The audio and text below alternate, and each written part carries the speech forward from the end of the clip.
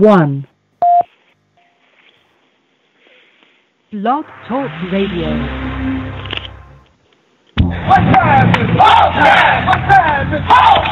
Broadcasting from Cincinnati, you're listening to the Ringside Reporter podcast. All the news from the world of boxing right here. Well, I'm talking to you the way I want to talk to you. Now, here's your host, Eric Lorda.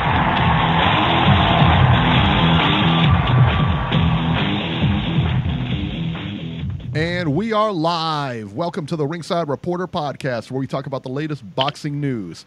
If it's related to boxing, we'll talk about it here. My name is Eric Lorta, and I'm here with my co-host, Ringside Robert, and England's adopted son, Joe Habib.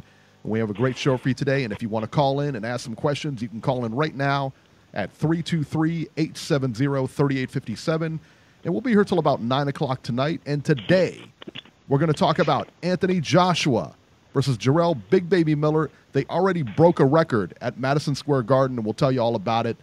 The next round of the World Boxing Super Series is starting to come together. A big fight just signed, and we'll tell you all about it. We'll tell you who it is. I'm excited. Robert, are you excited today? Yeah, I'm excited. I've had a very difficult week, so I'm definitely looking forward to today's show, considering the week I just had. That's right. Well, this will be a good distraction for you here. Yeah. All right, so let's get started with Fox. Live on Fox, Leo Santa Cruz versus Rafael Rivera. Santa Cruz's WBA featherweight title on the line. Leo Santa Cruz wins a pretty easy unanimous decision here by the scores of 119-109 on all three cards.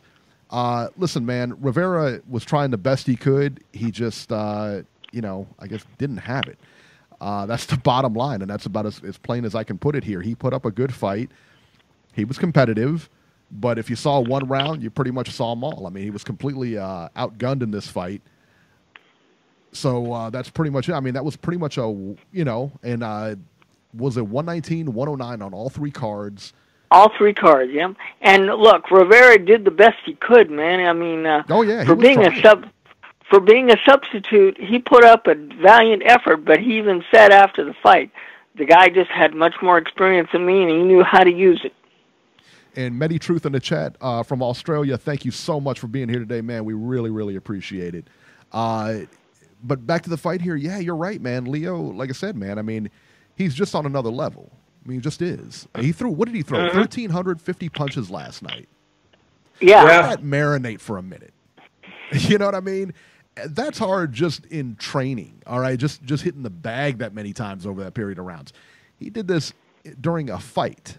So he's on another level, man.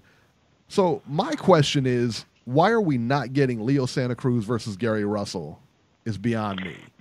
And honestly, I don't know that it's a lack of Santa Cruz.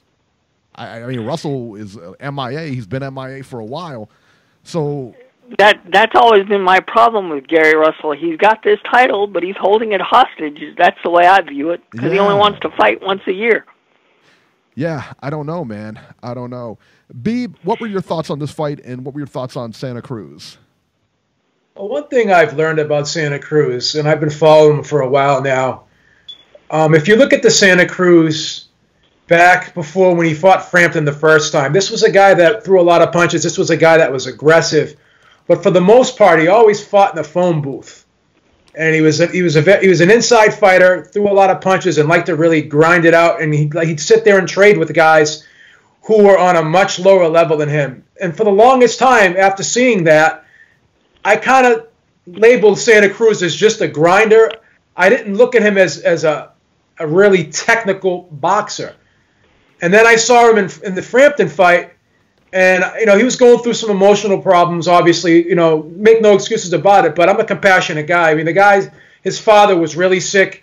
He didn't know, if his father was going to make it. He was really sick with the cancer, and he had a mental lapse in that fight. But again, he just was coming forward trying to be the aggressor and didn't really show a lot of different wrinkles to his game. But then when I saw him rematch Carl Frampton, and I saw how he was using distance and he was using spacing, and he was actually boxing from the outside and not just fighting on the inside. And the amazing thing about this guy is usually when you see guys who are volume punchers, they're usually guys who get in the kitchen with you and they're up close in your chest, and they're just throwing a lot of short punches on the inside. But if you watch Santa Cruz and you watch how he's kind of developed, and not even developed, but he's shown more as the competition has gotten better. So in that Frampton fight, as I said, he wasn't coming all the way in. He wasn't getting lulled into those traps, and he wasn't allowing Frampton to be that counterpuncher because he was using the space and he was using distance, and he was throwing the longer punches, and Frampton could not counter him because he could not get close enough, because Santa Cruz, usually the guy who throws the short looping punches on the inside, was actually throwing long punches. So the amazing thing, getting back to what I was saying about Santa Cruz, is he's a volume guy, but he's a volume guy from everywhere. He's a volume guy from the outside. He's a volume guy from the mid-range. He's a volume guy on the inside. This is a guy that just does not stop moving his hands. And when you're a guy that is a buzzsaw from any range, any distance, then you're a tough guy to deal with. So what I saw in this fight last night was he was just fighting from all different ranges, all different angles, and he just didn't stop punching. I don't know. I've never seen the guy who is as well conditioned as Leo Santa Cruz in my life. This guy is in amazing shape. And again, he's more than what I thought. And over the years, he's continuously shown me more, especially in the Abnamares fight. Once again, he used his height and he used his range and his reach in that fight. And he boxed very well from the outside, but still kept the volume up, still kept the work rate up. So this is a guy that could use the aggression and the work rate in an intelligent manner. He's not a guy that just tries to bull rush you or just tries to overwhelm you, tries to swarm you. This is a guy that picks and chooses his spots very intelligently, and he can do it from all areas of that ring. And because of that, I think Gary Russell's going to have a lot of problems, because one thing Santa Cruz has learned over the years is these guys that like to lay back and suck me into traps a la Carl Frampton, and probably what Gary Russell Jr. is going to do. He's going to lie back and try to suck him into traps. Well, this is a guy that puts his flag right in the middle of the ring and says, you know what? I don't have to go all the way in. I'll throw the long punches and I'll outwork you from the outside, and I won't have to get close. I won't allow you to set traps for me. I will overwhelm you with my volume from the outside. And that's how you beat a counterpuncher. You just continuously change the look, but you keep the work rate up. Go to the body when he picks up on the body, and you go to the head. Go in on him when he starts feeling that he's got he's got a sense of where you are. He's got a sense of timing. He can time you on the inside. Then you just switch up the range, switch up the look, and then you fight him from the outside, fight him from the mid range, and that's why this guy is going to be problems for whoever he fights, because he's dangerous anywhere and he never lets up, no matter what's going on or where he is in that ring. He's going to be a problem. Absolutely. I mean, he looked, again, man, and that guy he fought was a game fighter. He was a good fighter. And he just, what are you going to do against that? You're going to have anybody that throws that many punches, you're going to have problems with. Doesn't matter who it is. You're going to have problems with them, bro. Especially if he can do it from a distance, too. Robert, what were your thoughts on that fight? Well, Leo put on a fantastic performance. I wondered how he was going to adapt to having a different guy to prepare for, because he was supposed to fight Miguel Flores. And of course, Miguel Flores got hurt in camp, and luckily the injury occurred 3 weeks out, so they were able to find a decent replacement. But it's always difficult when you're training for one guy and then all of a sudden you got to prepare for somebody else. But it looked like last night it would not have mattered who was in the ring with Leo, because Leo basically did whatever he wanted. And my props to Rivera for coming in on short notice. Yes, he lost the fight. He got blown out on the scorecards, but those scorecards are kind of deceiving. he put up a better effort than what those scorecards showed. Yes, he clearly lost, but he gave a hell of an effort, and he'll get fights because of the effort he put forth last night. And it'll be interesting to see what happens with Leo next, because after the fight, he mentioned that he wanted Gary Russell. He wants Gary Russell. He wants Josh Warrington. He mentioned possibly a third fight with Frampton. And he said if he couldn't get any of those, he wanted to move up and challenge Davis. Yeah, I think he's got a lot of. I think he's got a lot of options. I don't know that the third Frampton fight is really something anybody wants to see, especially given Frampton's performance as of late. Right. Frampton just lost, Robbie, so that's not going to happen anytime soon. I know, but I was just commenting on what he mentioned as far as what he wanted, next. Yeah. So, but what do you think about say he can't get Russell in the ring? Would he be able to get a Josh Warrington, or do you think he'd move up and how competitive would he be against Tank? I think him and Josh Warrington's a good fight. That's a real good fight. B, what about you? I'd love to see him versus Gary Russell. I'd like to see that chess match. I'd like to see if Gary Russell would be able to slow his pace down a little bit, have him thinking twice about coming forward and throwing as many punches as he throws. I'd like to see if the counter-punching abilities of Gary Russell could trouble the volume of Santa Cruz. I think those two styles would match very well against each other. And again, and again, Robbie, stop it! I'm talking. Okay, all right. Jesus Christ. Okay. I don't hate the Josh Warrington fight at all either. I would love to see the Gary Russell fight because I think that would be a wonderful fight to watch. But I'm just wondering, can we put that fight together? Is it going to happen? Hey, Beeb, let me ask you, is that fight a possibility to put together anytime soon? Because if you think about it, Gary Russell hasn't fought in so long. He's going to come back. I mean, is he really going to come back and fight that guy next? He's going to have to fight like a tune-up or two, I would think, before he even thinks about getting in there with Santa Cruz, right? Well, I mean, how long has Gary Russell been out? I mean, he's normally used to taking these long layoffs, and he still goes out and fights his mandatories, fights tough guys. Yeah, so not like this though. Well, again, how long has the layoff been? Has it been over a year? I think he fought last May, if I'm not mistaken. Yeah, so it hasn't been quite a year yet.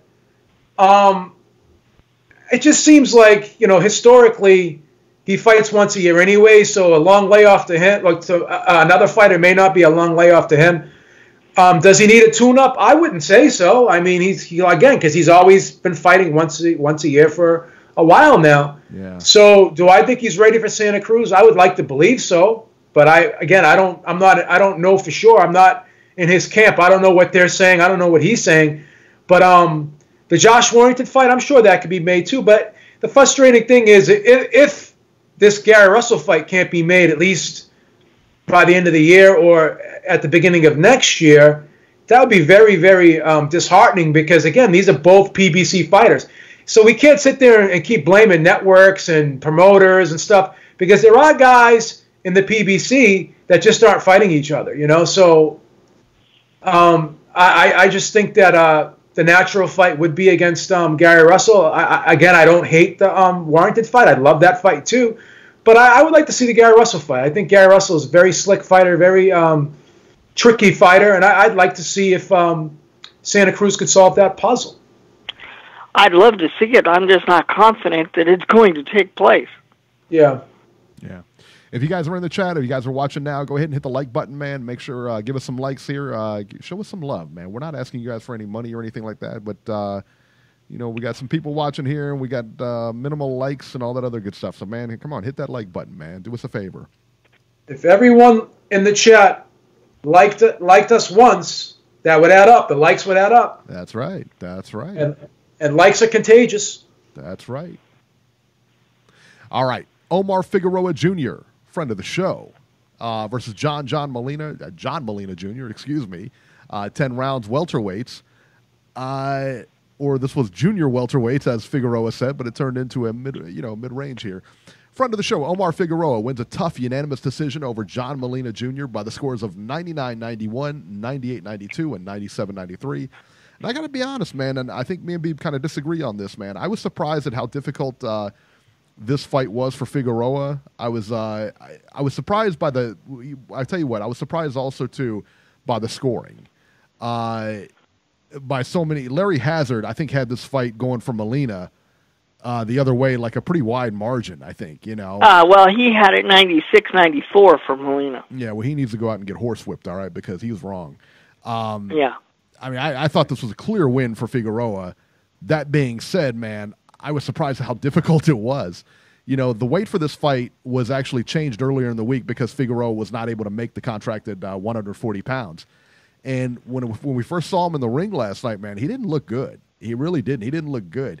Both fighters looked awful last night. Don't get it wrong. I mean, both fighters looked like, if you would have told me that this was like a crossroads fight for one of them, I could have pointed to either one and said this is a crossroads fight, because Figueroa did not look great. I mean, he was getting hit left and right. Molina was getting hit left and right. I don't know, man. Neither one of these guys, they got hit with shots they had no business getting hit with, man. Figueroa, in my opinion, needs to he really needs to step back and reevaluate his style, the way he fights. I understand that he's undefeated. I got all that. But if he steps up in the welterweight and fights anybody, what top welterweight do you think he beats, if anybody? None. I don't think he beats anybody. I mean, I don't think he beats any top guy, and maybe he just had a bad night, but again, and who could have imagined a top welterweight in there, or even the top junior welterweight in there, because he was fighting at 140, but he couldn't make that weight. And they ended up weighing in at 140. The weight was changed to 145. Right, but they both ended up weighing at 144. But the point is, like, he told us on the interview last week that he was at.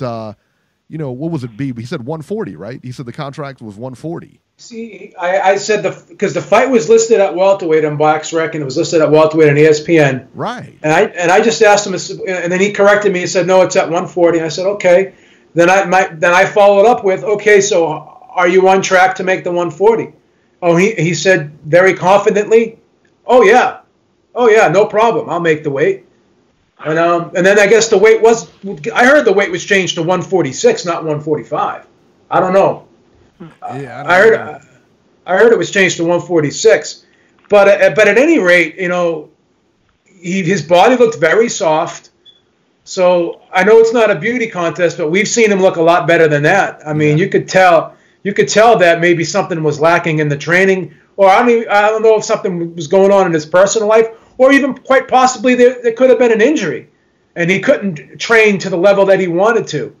So at the end of the day, I just think that the fight it was still an entertaining fight. Don't get me wrong, but it was a little bit sloppy at points. I thought the scorecards were wide. I don't really have a problem with the 97-93, but the other two where Molina was only given 1 round and he was only given 2 rounds, I think at the very least you could give Molina 3 rounds, possibly 4. But I do think that Figueroa did win the fight because he was the heavier-handed guy. Like, he was actually backing Molina up, and I think that Joe Goosen was overstating a lot of things that Molina was doing, because I do think that Figueroa was riding out the shots. I don't think a lot of the shots were landing flush, and there were some good right hands that were landing flush, but it wasn't like he was landing them over and over again throughout the course of the round. Figueroa was putting up a lot more volume, particularly with the body work, and when he got inside, he was able to push Molina up against the ropes. So the optics were that Figueroa was the more aggressive guy. Seemed like the stronger guy. I'm not going to say he was the bigger guy, but he probably was physically more stockier. But he looked like the stronger fighter in there. He looked like the fighter that was controlling the pace of the fight. And even though Molina would land a nice flashy punch here and there, it still wasn't enough to erase the aggression and having the fact that Molina was being pinned up against the ropes in a large portion of these rounds, for a large portion of time in these rounds. So I think Figueroa won, but he didn't look great in doing so. But you posed a great question. What if you took that Figueroa and put him up against any welterweight, and in the top 5 or 6, how would he fare against them? And I'd have to say, not too well. Not too well. Not even a little bit, man. You watch him, and I was watching him last night, and he just looked awkward. I mean, and he said that ring rust wasn't going to be a problem and this and that. Son, something was a problem last night. He did not look good. Well, I'm going to make a prediction. My prediction is, if Adrian Broner doesn't get the Keith Thurman fight next, which he probably won't, I think Figueroa will probably fight Adrian Broner next, and that's a pick'em. That is a pick'em. Yeah, absolutely is a pick'em. I don't know who I would take in that fight. Yeah, that's without question a pick'em. You know what? I think that would be a good fight for both of them because I was not impressed by the way he looked. And don't tell me ring rust didn't have anything to do with his performance, because it did. Because let's face it, John Molina is a decent fighter, but, at this stage of his career, should John Molina have been, should he have been able to go the full 10 rounds? Should he have been competitive as he was? If Omar Figueroa was in top shape, my answer would have been no. Let's put it this way, Omar. You got a gift from the boxing gods. Next time, you got to go out and work for it. And I think a Broner fight would be perfect because that would be the classic crossroads fight. Both people coming off of performances that they weren't proud of, and I think that would be an interesting fight on paper. Let's see if it's made. How about the fact that Broner and Figueroa were already scheduled to fight, and Figueroa is the reason that the fight got canceled? How about that? Yeah. Surprise, surprise. He didn't look good. He just didn't look good. I mean, it was bad. And if I was I looked at him and I thought, he could have been like a shot fighter. Like a shop-worn fighter. He really looked like that. Beeb, am I wrong here? Am I being too harsh on the guy? I want to see him again. Give him the benefit of the doubt. Absolutely. But the way he looked in that fight, would you pick him against anybody? It's a pick him again. I'd probably edge him against Broner. I'd edge him against Broner. Yeah, but Broner's finished too. Yeah. But to answer your question, no. You're 100% correct. You're 100% correct. Yeah, it was rough, man. It was rough to watch, man. I didn't like seeing that because he's a better fighter than that. We all know he's a better fighter than that. Yeah, that's correct. Now, was it me, or was the announcing? I'll say the broadcasters were really in Molina's corner on this one. I think they were because remember. It's hard to have a trainer there who used to train one of the fighters in the fight. I think Joe Goosen was trying to make sure that Molina was favored most of that fight because, he obviously worked with John for multiple fights. I think that's a bad look when a former fighter is in a ring and you got one of his former trainers at ringside. Yeah, well, I think you're right. Go ahead, Beeb. I'm sorry. I'm sorry, Eric. The funny thing is, Lennox Lewis was kind of saying that he thought that Figueroa's aggression was carrying the fight, and he allowed Joe Goosen to talk him out of it because it seemed as though Lennox Lewis was kind of seeing the fight, more in control for Figueroa, and Goosen was like, I don't know what you're seeing, Lennox. What about the right hand? So he even allowed himself to get influenced by Joe Goosen, and I'm sure a lot of people that were watching at home were probably getting swayed by the commentary But yeah, I thought that Figueroa was winning the fight. I'm not saying he was running away with it, but he was winning the fight. Yeah, he was. It was funny because it was like you could tell there was definitely some bias there. I don't know what Larry Hazard was watching. I really don't. I mean, for him to come out with that kind of scorecard, I'm like, what are you watching, man? Yeah, that was out of control. Yeah. Well, it was a very difficult booth because you had Lennox Lewis trying to be fair and trying to tell everybody how the fight was actually going. You had Kenny Albert concentrating on the fight itself and doing the blow by blow. But like I said, you had Joe Goosen sitting there. Well, I've trained this guy for numerous fights, and this is what he does, and this is normal. And I mean, look, Joe's a good guy to have at ringside, but maybe not when you have one of his former people in the ring, because he can't take the blinders off. That's kind of what it looked like to me. Yeah, I don't know.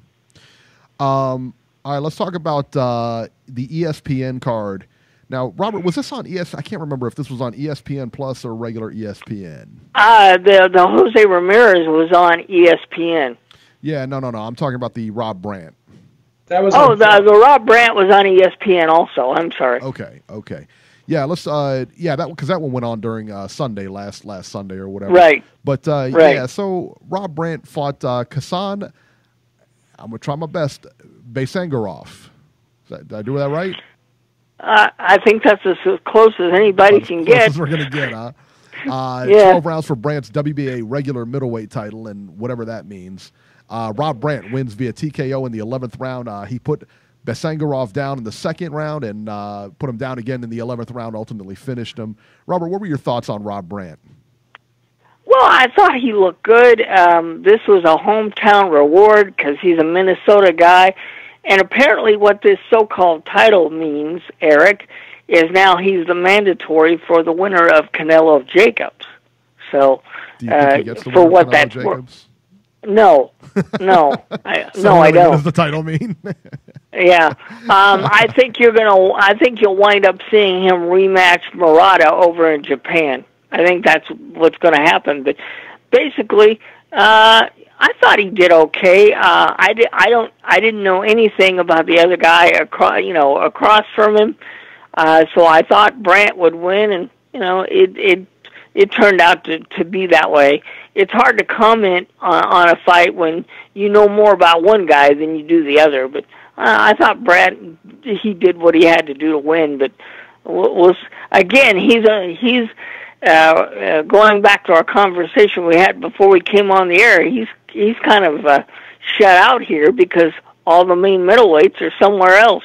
So looks like the Murata fight may be his next best option. Yeah, and that's a good point. That's a good point. I mean, and we were talking about this before we came on the air, and as far as like the middleweights and everything like that go, if you're not on DAZN, what do you do? And if you're a welterweight, if you're not in PBC, what do you do? That's a tough thing because you're by and large shut out. Because quite honestly, when the WBC makes a ruling or the WBA makes a ruling and says, "Hey, we're gonna mandate these fights," they happen. It means nothing, absolutely nothing. And I love when people get so excited and they say, "Oh, the WBC just mandated this fight, blah blah blah," or the WBA just said, "Hey, these." It means nothing. It carries no more weight than me saying that fight should happen. Right. And we on this podcast we talk every week about how we want to see this person fight that person, and you've even heard organizations mandate fights, but they don't actually happen unless an actual purse bid takes place. But even when a purse bid takes place, guess what? The Kovalev Stevenson fight's a perfect example. PBC outbidded the Duva and the Kovalev, and guess what? That fight never did take place. So even then, these fights don't take place even if they're mandated. So it's part of the boxing politics that we all have to deal with. Beeb, what are your thoughts on this? I mean, am I wrong here? I mean, I'm glad you asked me that question. In terms of the mandatories and the WBC ordering fights, we all know how that goes. But forgive me for changing the subject a little bit. But I want to backtrack a little bit when you talked about how all the middleweights are over at basically on the zone, which is true for the most part. Yeah. But the interesting thing is a lot of these middleweights like Canelo, Chris Eubank Jr., James DeGale, whatever. A lot of these guys that do fight at middleweight, they can fight at 168. You know what I'm saying? Like, so that's the good thing, because a lot of these middleweights will eventually move up to 168, and then PBC has a pretty good crop of 168 pounders. So there's some matchups that can be made there, but eventually we're going to have to figure this whole network thing out somehow. And I'd love to see some of these fights get made. I know Eddie allows his fighters to fight on other networks if they can get better deals. So he's not against that. So I think some of these DAZN guys will be able to fight other fighters on other networks. So I'm not worried about that. The big thing is these PBC welterweights. They seem to be locked up. But I think the middleweights, although DAZN does have them all, I think DAZN's a little bit more liberal about sharing them as opposed to PBC. So because of that, I think there is hope that we will get some of these other matchups. But again, we are still getting great matchups. We get Canelo versus Jacobs, which is a great fight. And if Triple G does end up going to the DAZN, we'll eventually get Golovkin fighting the winner of that fight. But I'd love to see Callum Smith, fight some of these, fight like a Caleb Plant. That would be a great fight at super middleweight. And then I hope Caleb Smith is able to cross the street and fight some of these PBC super middleweights. Yeah, I do too. You brought up Triple G's name. It's been quite a while. I mean, we heard we were going to get a decision in December, late December. Then we heard early January. It's now mid-February, and he is nowhere to be found. This guy is still on a milk carton. What are your thoughts on this? I mean, what's going on with this? I'm very confused, to be quite honest with you, because I know the guys need to take time off or whatever, but this is your career. I mean, making a decision about your career, it's not like we're asking you to train for a fight. You want a vacation, that's great. But you still should be able to work out your business, I think. I mean, I don't want to speak for the guy. I mean, I don't know what's going on in his personal life. But someone should be acting on his behalf and helping him put some type of deal together. It's not like he has to sit, it's not like he has to do all the legwork himself. But you got people working for you. You got, managers. You got lawyers. You got promoters. These guys should be, putting this together for you and communicating with you on the daily. For you to just kind of put everything on hold and just pull yourself out of the equation here just seems very bizarre to me, to be quite honest. Yeah, I mean... And look, Eric, I'm a Triple G guy, but he needs to be in the ring on a semi-regular basis. Long layoffs don't do him a bit of good because, let's face it, the clock is ticking. And the last we heard is he was offered a 2-fight deal from DAZN for $45 million, and we haven't heard anything since. We don't.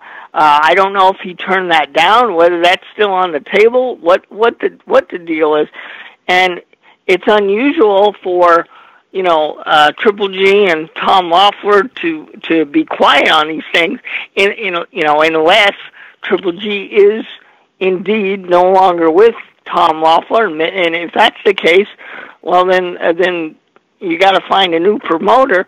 It's very strange because normally in the past, when fights are about to take place or announcements are about to take place, we normally hear about them, but there's either something going on, whether he doesn't like the DAZN deal, or maybe there's something going on promotion-wise we have a lot of unanswered questions, and who would have ever thought that when it came to Triple G, you know? Well, do you think, let me ask you two guys here, do you guys think that he pulls a Marvin Hagler and just leaves? No. I don't see that happening. Stranger things have happened. Don't get me wrong. But I don't see that happening. No, and that whole Marvin Hagler thing was so bizarre. I mean, that was for those that aren't old enough to remember, that was a hell of a fight between him and Sugar Ray Leonard. And I thought for sure that we were going to get a guaranteed rematch out of that, and for him to just, not only did he leave his boxing career, but he moved to another country and just, you know, said, I'm done, that's it. You know, we might see something like that again, but boy, that would be bizarre because, you know, I mean, Triple G's, he can still make good fights, you know, but like I said, Father Time is ticking here because, you know, each day you get older, and you know, you in boxing especially, these layoffs don't do an older fighter very much good. So that's bizarre. Robbie, yeah. Robbie, why don't you do that old patented proverbial? You may need to have to find something else to do, baby. No. Hit him with it, Robbie. Hit him with it. Beeb, I only do that when somebody looks terrible in the ring. All right. And I can't do that in this case because he's not in the ring. You do it this once. Do it this once. I love it. No, nope. You know, I can't. And I feel bad for a guy. I mean, we're supposed to be talking about Rob Brandt here, but I think Rob Brandt is going to be shut out of major middleweight fights. I think the only option, since he signed with Top Rank, I think the only option he's got is to rematch Murata in Tokyo because he'll make a hell of a lot of money over there. And you know, if he manages to win the rematch, then we'll see what Bob Arum works out with the rest of the people that control the other middleweights. You said we're supposed to be talking about Rob Brandt. When was the last time anybody got excited about Rob Brandt? Are you excited about Rob Brandt at all? Are you excited about him fighting Murata at all? No, Eric, we started this conversation by talking about his fight. So yeah, I know, because I've got the sheet in front of me that says so. Yeah. Yeah. So, anyway. Yeah, please, Robbie. This is just my opinion, man. I always thought that the Hagler-Leonard fight was fixed on the judge's end. You know, you can't win 10 seconds of the last round and win the fight. I'm just saying, you know. And I know, Beeb, you probably have a different because he's your boy, but I'm just saying. That's why I thought there would be a rematch, and I was shocked that one never took place. Yeah. Well, you can win doing work the last 30 seconds of the round if the other fighter's not doing anything for the first 2 minutes of the round. Oh, come on, man. So there you go. Go watch that fight again. I've watched that fight 1,000 times, and I love that fight. That was my first pay-per-view 108 fight. Every time. I scored it. I scored it 115, 113 every time I watch it. That was my very first pay-per-view fight, man. I'll never forget that. That was your first pay-per-view? Was great. Yeah, it was. Please, Robbie. Oh. I think Ali and Holmes was mine. Ali and Holmes was my first pay-per-view. That was. I got to watch that in the theater. Yeah, that was my first pay-per-view. Ali and Holmes. That was mine too. Yeah. Please, Robbie. All right, let's talk about Showbox. Let's talk about Showbox here. Talk about Robbie. Shojahan Ergashev versus Mikhail Fox. 10 rounds, junior welterweights. Ergashev wins by unanimous decision by the scores of 96-94, 98-92 twice. I don't have much to say about this. Does anybody else? No. The fight to talk about is the first one on that card, where the Thomas Patrick Harris, I believe his name was, came over from the UK, 25-0, and they talked about it at the beginning of he's never fought anybody important, he basically dominated the guy that was supposed to beat him, and now it looks like he may be getting more significant fights because of his performance. So, no, the main event is not really worth talking about, to be honest. Yeah, no, I didn't really care for any of them, to be honest with you. The whole card to me, sometimes the Showbox cards are good in the sense that you look forward to them. There's some people on there you want to see. Most of the time, man, they're just like those Golden Boy specials, though. But no, Friday night. Friday night falls into that category. And, they normally do a much better job, but overall, Friday was disappointing with Showbox. I haven't been crazy about a Golden Boy card in a long time. No. That's why Oscar went to DAZN. The fact I really haven't. Yeah, the fact that we can always pick it out on the schedule and it doesn't say Golden Boy, but we know it's Golden Boy. It's just you know everything. Hell, I love it when Eric reads the upcoming fights, and you can just by the names he's mentioning them, that's Golden Boy. It's like you don't even have to think about it. That's it. And hey, that's a great segue into our upcoming fights. How about that, Robert? See what you did there? Yeah. All right. Yeah. February 22nd. Robert, when is that? That's Friday. Friday, February 22nd from Kissimmee,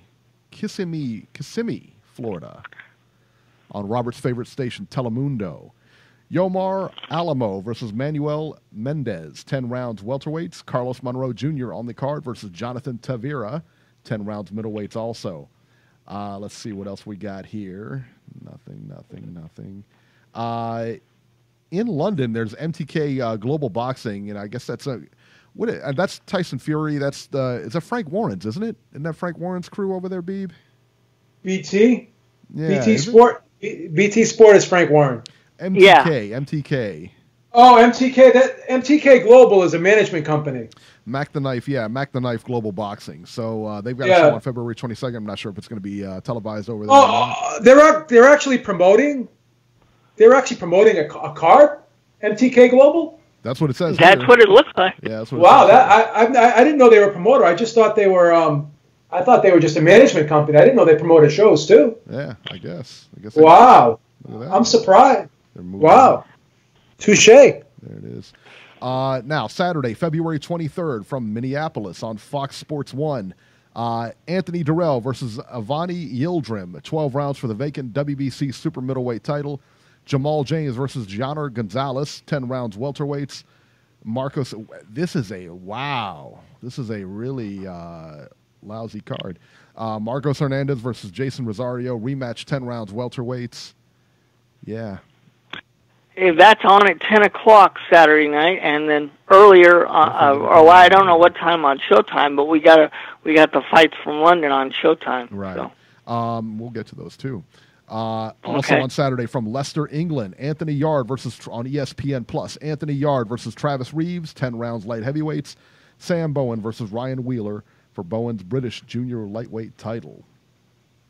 February 23rd on Showtime from London. I imagine, what is this, a 5 o'clock show, you think?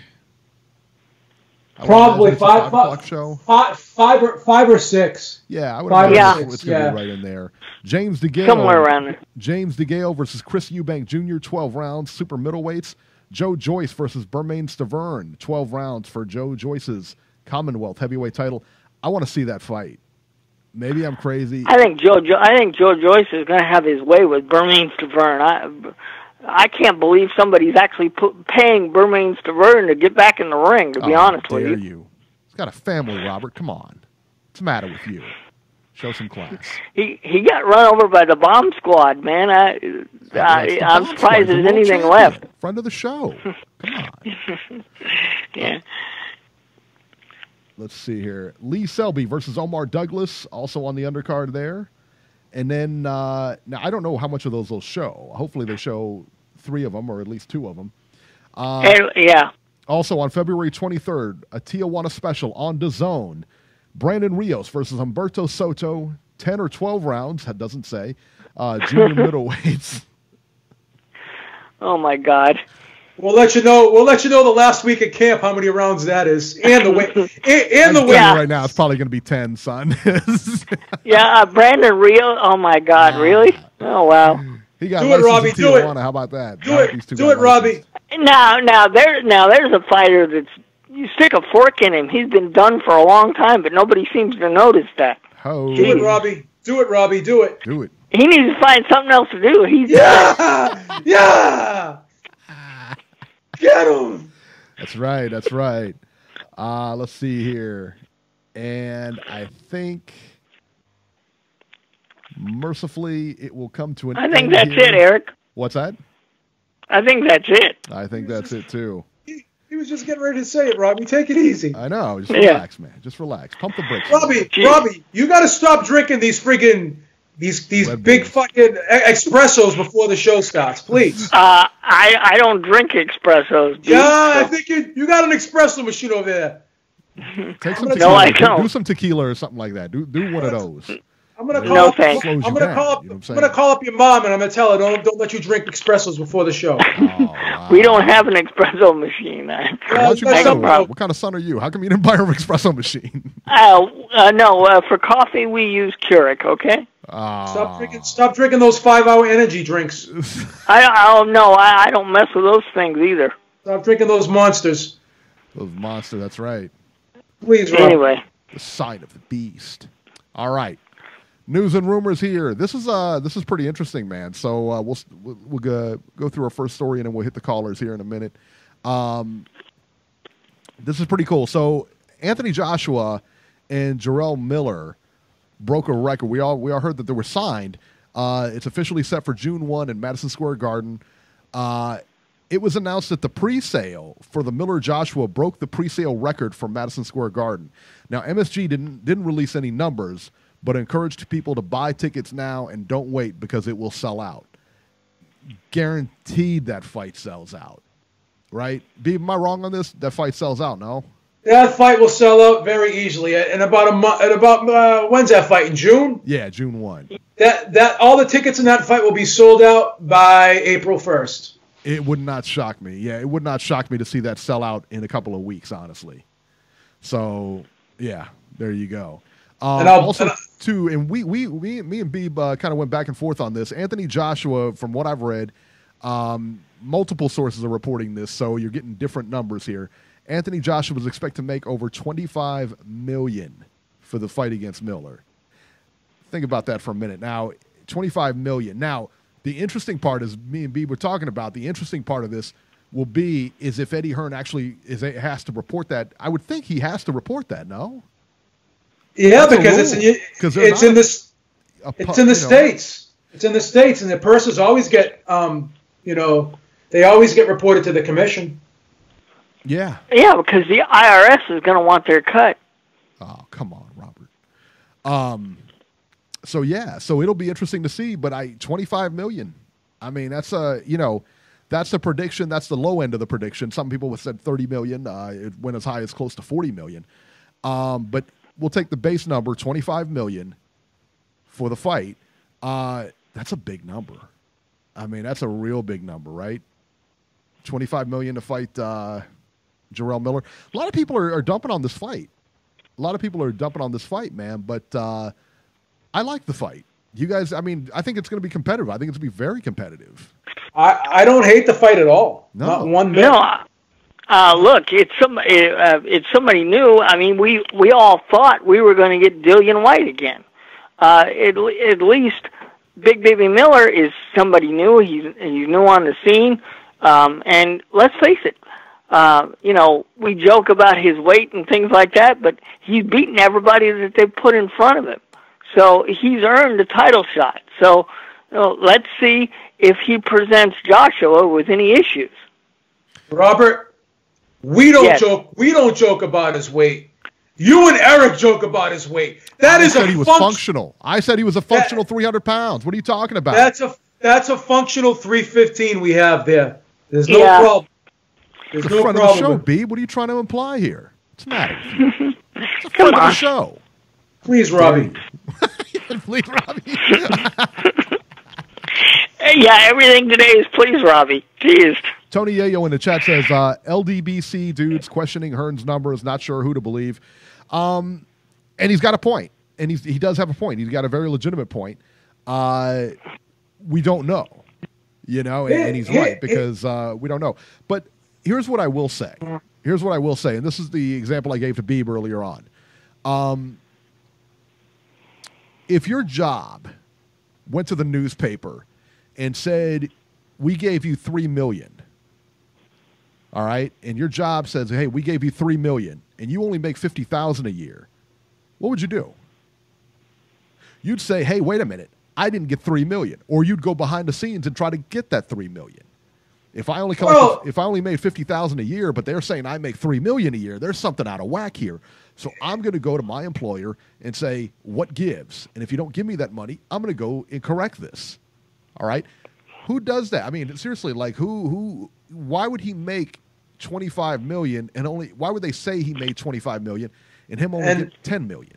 And my rebuttal to that is, and I hate to beat a dead horse, but when those Parker numbers came out when he fought Parker, Eddie Hearn said one thing, then Sky News said one thing, then the Mirror said one thing. Yeah. So if all these sources are having different amounts that the guy made, agreed, then we have to. Someone's lying. I agree. So that's the thing. And then you get in these debates with these UK fans, and I'm in the adopted son of UK too, but I'm more of a realistic person mentally. But I get in these debates, and everyone's telling me Joshua makes $30 million a fight minimum, and I'm like, there's no way he got $30 million for that Takam fight. There's no way. He only got $15 million for the Klitschko fight, so then he's going to get $30 million for the Takam fight. He's going to get double for a lesser fight. So that's the thing. Can we agree? Can we agree that he gets paid more than Wilder? Yeah, that's without question. I mean, without question, right? By like a long shot. But I don't. I've got a question, guys. But I don't know if it's a long shot. I know it's more. Is it double? Probably. Dude. Probably double, but people are saying he gets probably close to double what Wilder gets. I'm not going to say that's not an incorrect statement. I'm guessing, I'm speculating. But the way people talk about it, these UK guys are saying he gets paid 5 times more than Wilder. I don't believe that. Eddie Hearn says he gets paid 5 times more than Wilder. I don't believe he gets paid 5 times. Because again, what gets reported to the commission, we've seen, like Al Heyman cut Julio Cesar Chavez a check on top of what he reported to the commission. Yeah. And that goes on. That does go on everywhere. So you don't know. Yeah, we are guessing, but again, we are making some, a good estimation based upon what we've seen in the industry. Right. So yeah. And now I have a question here, because this fight is not going to be your typical pay-per-view fight. It's going to be on DAZN. Yep. So my question would be, normally when these kind of fights are put together, and normally they're put on pay-per-view, we know where the money comes from how many pay-per-view buys that they get, how many tickets are sold, things like that. So how are the finances going to be handled for a heavyweight fight of this magnitude, considering it's going to be fought on an app? And you're not going to have the typical pay-per-view numbers. So where are the monies going to come from? Are they going to base it on ticket sales? Do the British people still have to buy the fight in the UK? How does this work? The zone is paying him. Okay. And Bad Bart said in the chat that we're guessing. Yeah, we are guessing, but so is everybody. So is everybody else. Right. So is everybody else. I'm just wondering how all the finances work out, because you're not going to have the typical pay-per-view factor that you would normally have for a heavyweight title fight. And they don't have to report their purses over in the UK to the commission. But they do here. So. Well, where did Bayside Boxing? Where did you hear that rumor at that DAZN lost $400 million since September? Yeah, I haven't read anything like that either. Yeah. Bart, all I'm doing, Bad Bart in the chat, all I'm doing is I'm taking a historical, a historical purse amount. If he's getting 15 million to fight Klitschko, or 15 million pounds, I should say, to fight Klitschko, how in the hell could he get double against Carlos Takam? That's all I'm saying. That's all I'm saying. That's all I'm saying. I'm just trying to use a little bit of logic here. Right. You mean to tell me that Carlos Takam fight was generated more revenue than the Klitschko fight? I know. Okay. Do we know? That's all I'm saying. Yeah. Do we know, for example? He said his Twitter guy is no real source, and he said rumor. No, I get that. I just want to know where you heard it. Because I had not heard that. Do we know, for example, how much he got paid for fighting Povetkin in September? Yeah, but they don't have to report the person to the commission, so we don't know. That's the thing. We don't know. What'll be interesting is if they do it in New York. If they have to report. They have to. That's United States law. The IRS is going to want their cut. You know what? No, I don't know that it is. Because I think, isn't it, if you're a public company or something like that, if you're a public company, it has to do with, I thought, like, if you're a publicly traded a public company, you have to. But if you're a private company, you don't have to. I think. The UFC doesn't have to report the purses either. Right, they do. Okay. But they don't have to. That's what, yeah. All I'm telling you is I don't trust a word that comes out of Eddie Hearn's mouth. He's already double talked himself several times. Because I remember all the tax problems that like Manny Pacquiao had, for example. That's why he didn't want to have fights over here in the U.S. for quite a while. So I'm wondering, how is Eddie Hearn and DAZN going to get away with not reporting purses in New York State? I'm sure the purses will get reported to New York State. Just like when Pacquiao was supposed to be making $20 million a fight. And the purses that were reported to the Nevada State Athletic Commission were $8 million and $10 million. But then Arum said he paid him on the back end to help him out with his taxes. So again, no one knows what's going on. Like, no one knows for sure. But everyone's out there on these websites, and everyone's out there on Twitter, and everyone's out there on these YouTube channels reporting what fighters are making. Like facts. All I'm saying is I'm prefacing my statements with what I've seen that's been put out there. I don't know if it's true or if it's not true. I can't confirm or deny it. Just educated guesses, man. That's all we can do. Yeah. Well, I'm going to be very interested to see how the finances are laid out, since there's going to be no major TV involvement, and see how it affects the fight financially, since you're not going to be depending on pay-per-view buys in this case. Well, what is your educated guess, Bad Bart? He says uneducated. Great. What is your educated guess? Well, again, if we take the Klitschko fight, which was supposed to be his most lucrative fight, it's the highest grossing fight in the UK in history. That's correct. And if he's only getting 15 million pounds for that fight, how is he getting 30 million for all the other fights? That's an educated guess. Answer that question. If he's getting 15 million pounds for Klitschko, how's he getting 30 million for everyone else? Got a point. That's all I'm asking. Can anyone answer that question? There it is. Speaking of double talk, Jason's in the box. I got a bone to pick with Jason too. We'll hash that out when he comes on. But first, we're going to area code 209. 209, you're live. Mr. Paul, hello there. Hey, fellas, how you doing? Stockton. We're okay. Come on. My point is about the whole number thing is I get what you're saying about AJ. That makes sense from a logical perspective, because that has its own internal contradictions, right? But when we're talking about all these other numbers, everyone's throwing out these numbers. No one's saying where they're getting them from. And I'm saying, why even talk about them? Because we don't even know where they're coming from. That's my whole point. Now, it's just totally asinine to me, and it's a waste of time because no one knows for sure. No, it's not like after these fights are done, anyone rolls out the paperwork and shows, hey, this is what was transferred into their bank account. This is what they made on the back end. This is what they... No one shows that money. So where these numbers come from are interested parties that are selling something, and we don't know what that is. So I just want to say that real quick. No, I agree. Anyway, I hear before I don't want to talk about too much. What I want to talk about real quick is because this popped into my head the other day, and it's related to the Anthony Joshua Big Baby Miller fight, and that's about something Dillian White said a couple weeks ago about.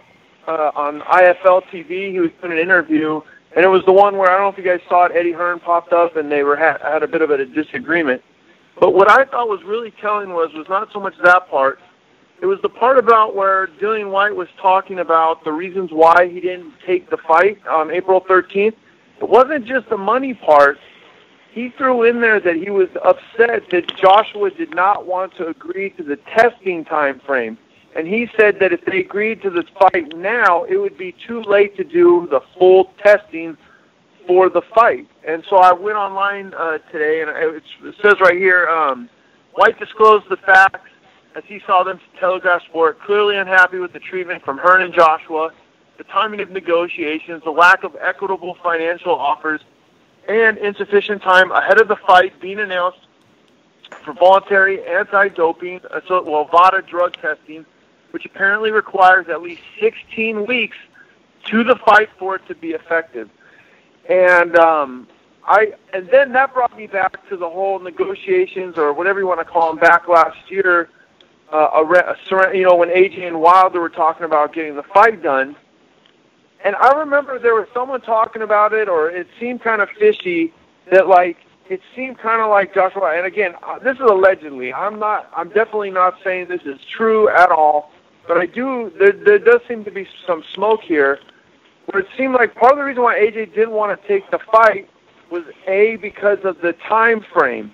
That would have been too soon. He wouldn't have been prepared in order to be ready for something that was coming on the horizon. And the other part of it is that, which I forgot about, was that because Wilder's in the WBC, I think he would have had to submit Joshua, if he was going to go for the WBC belt, he was going to have to enroll into the VADA year-round testing at that point, right? So that may have disincentivized Joshua as well. But really, to me, what the big telling, where the real smoke comes from is, who did he end up fighting? Big Baby Miller. Guess who's ranked in the top 10 of the WBO, the IBF, and the WBA? Big Baby Miller. Guess who's outside the top 15 in the WBC? Big Baby Miller. Who does not have to submit to year-round drug testing? Big Baby Miller. And see, that's the thing is I was just looking this up too because I remember what year was it? In 2014, Miller was suspended for 9 months by the California State Athletic Commission for testing positive for methylhexanamine, which is basically like a diuretic, or not a diuretic, but it functions as kind of like what do you call it? It's a stimulant. It's a stimulant. Yeah. Stimulant. Thank you so much, Beeb. Yeah, it usually goes under DMAA, and it's in a lot of pre-workouts. And it's illegal now. It's illegal now. They can't even put it in. I just found it out. They just banned it.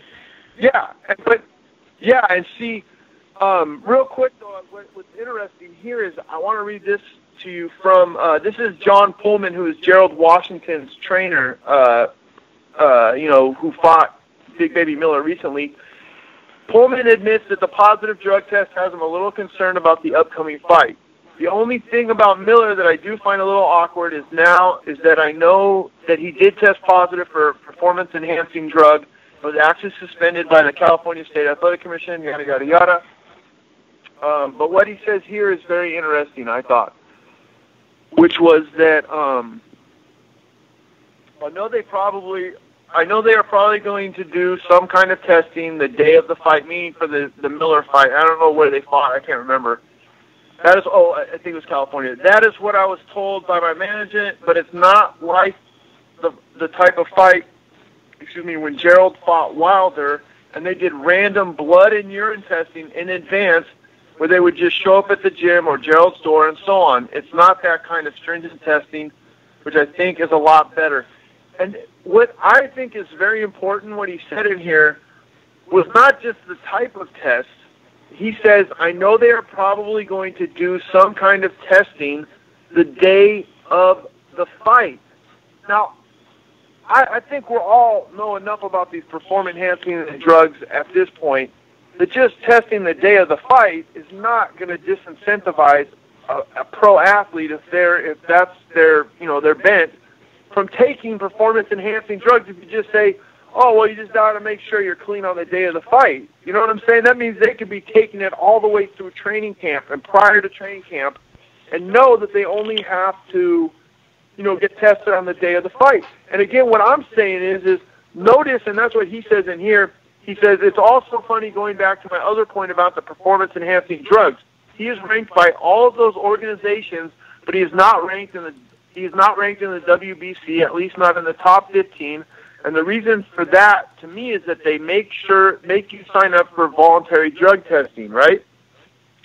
So again, now we go and look and we say, okay, well, Dillian Whyte made an issue of it, saying that they couldn't go through the full 16-week VADA testing if he took the fight right now, which was a concern for him.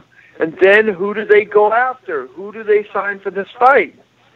They signed Big Baby Miller, who's going to go along with whatever they want to because he himself doesn't want the stringent testing, as far as I can tell, right?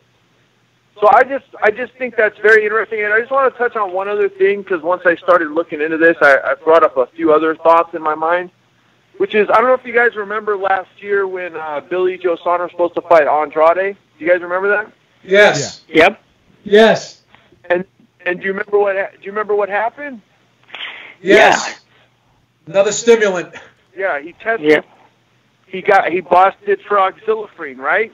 Yep. The interesting thing, and the very interesting thing is that he was never ever tested positive in the UK, but that's because the British Board of Boxing Control uses the WADA list.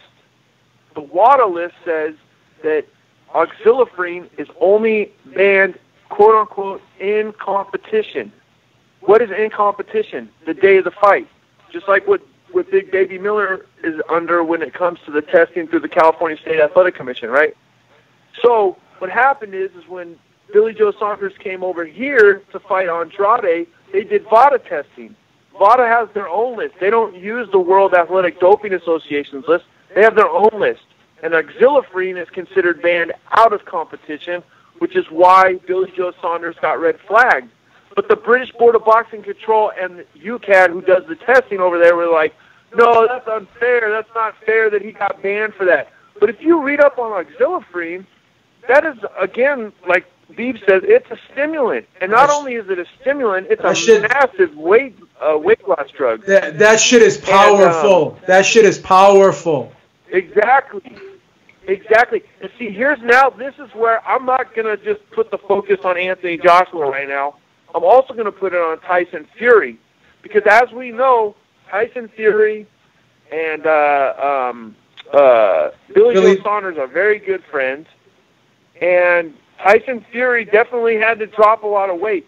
But the other thing, and I think you guys remember this, remember how weird and crazy Billy Joe Saunders was acting last year? Remember they had those videos of him doing those, like, quote-unquote pranks, which was really, like, harassing people? Yeah. He was doing all sorts of weird stuff. And then you look at Tyson Fury's behavior, and then you read up on the effects of auxilifrine. It's a lot like what would happen when someone takes methamphetamines, honestly. And when I look back at that, I'm like, that's very interesting. And again, Tyson Fury was making sure, when did he drop all that weight? When he was fighting over in the UK. I'm almost positive those guys were using auxilifrine. And then just one last thing, and then I'll stop. What's very interesting is this article that I found today on Saunders and auxilifrine is his trainer, Dominic Ingle. And there's been a lot of rumors about that guy. And he was training Billy Joe Saunders when he got popped for auxilifrine in the States. And Dominic Ingle in this article is going, crazy talking about it's so unfair, yada, yada, yada. I'm thinking that guy's using that a lot with a lot of his fighters to get, for weight cuts and stuff like that. So anyway, it's just a real mess. And then the other thing, too, is like, with Victor Conte, he apparently at one point was working with VADA to help develop their testing, if I remember right. I tried to find the article. I couldn't find it. But I remember him talking about that on the Joe Rogan show. Now he's training all these fighters, you know what I'm saying, or consulting, and it's just so shady, isn't it? I don't know. I do not trust Victor Conte at all. At all.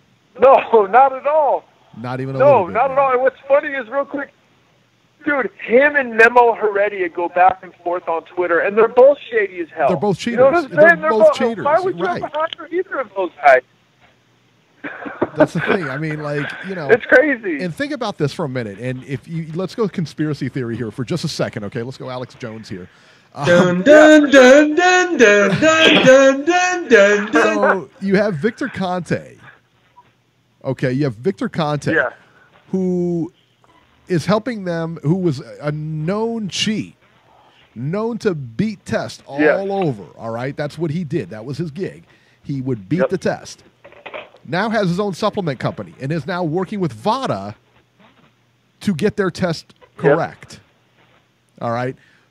Well, not anymore. Come on. Or supposedly he's not anymore. Yeah. No, I know.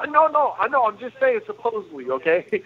But, I mean, it's a horrible, if you really wanted to go conspiracy, you really could. Because, I mean, again, what's to say the snack stuff isn't tainted or isn't, illegal stuff that he's just trying to manipulate and everything like that. Whether it is or not, I don't know. I don't think it is. No, I definitely have my suspicions, Eric, and I definitely think that if nothing else, he's helping guys beat the test. Yeah. Because he was the guy that was saying for a long, or still says to this day, if you fail a drug test, it's basically like you failed an IQ test. You know what I'm saying? Yes, and I'm hearing that, and I'm like, wow. Right. So, and real quick, I want to finish on this, guys, real quick. The whole thing with the Anthony Joshua tickets being sold out. Well, they're already sold out. Apparently, he sold out Madison Square Garden faster than anyone ever. But the thing of it is it looks like Eddie Hearn, and he's not the only one. I got to make this clear. He's not the only one that's been guilty of doing this, especially over in the UK. But it looks like all those tickets are now popping up back on StubHub. It kind of looks like maybe Matchroom / Eddie bought up all the tickets to make that a selling point. You see what I'm saying? He's already done that before. StubHub. He's already been caught doing that before. I know, and I'm saying it looks like he did it again, Beeb. That was my whole point. So you're probably right. I don't know. Does it matter? I mean, it's still the fastest sellout surely Matchroom is not going to buy every seat in that place. And surely it's going to be a hot ticket. Now, what I did see those tickets were reselling for $15,000 already. Eddie's getting a cut. Yeah, Eddie's getting a cut. He's getting a cut. That's right. And I think it'll be interesting to see. I think we'll have to see when how full the arena actually is on the night of the fight. That's the only way we're going to know for sure. 100% it's sold out. Because who knows, 100% it's sold out. But it does look very shady. It does look very shady, in my opinion. So. I love when Frank Warren goes in on it hearing about the StubHub controversy. He blasts him about it all the time. He always blasts him about it. He does. But last year, at some point, Frank Warren tried to do the same thing. I forget what fight it was, but he made a big stink about it, and then, apparently, from what I remember. So I'm thinking they're all guilty of it. You know what I'm saying? All these guys are guilty of the same stuff. It's just one's way too obvious, so the other ones can point it out. You know what I'm saying? So, but anyway, well, that's my call, guys. Thanks as always, and I will hopefully talk to you guys next week. So thanks, guys. We got to get him an intro, man. We got to get Paul an intro, man.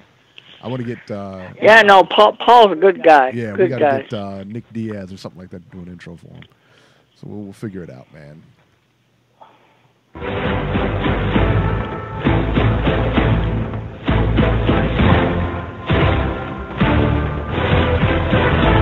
He's a fucking mental case is what he is.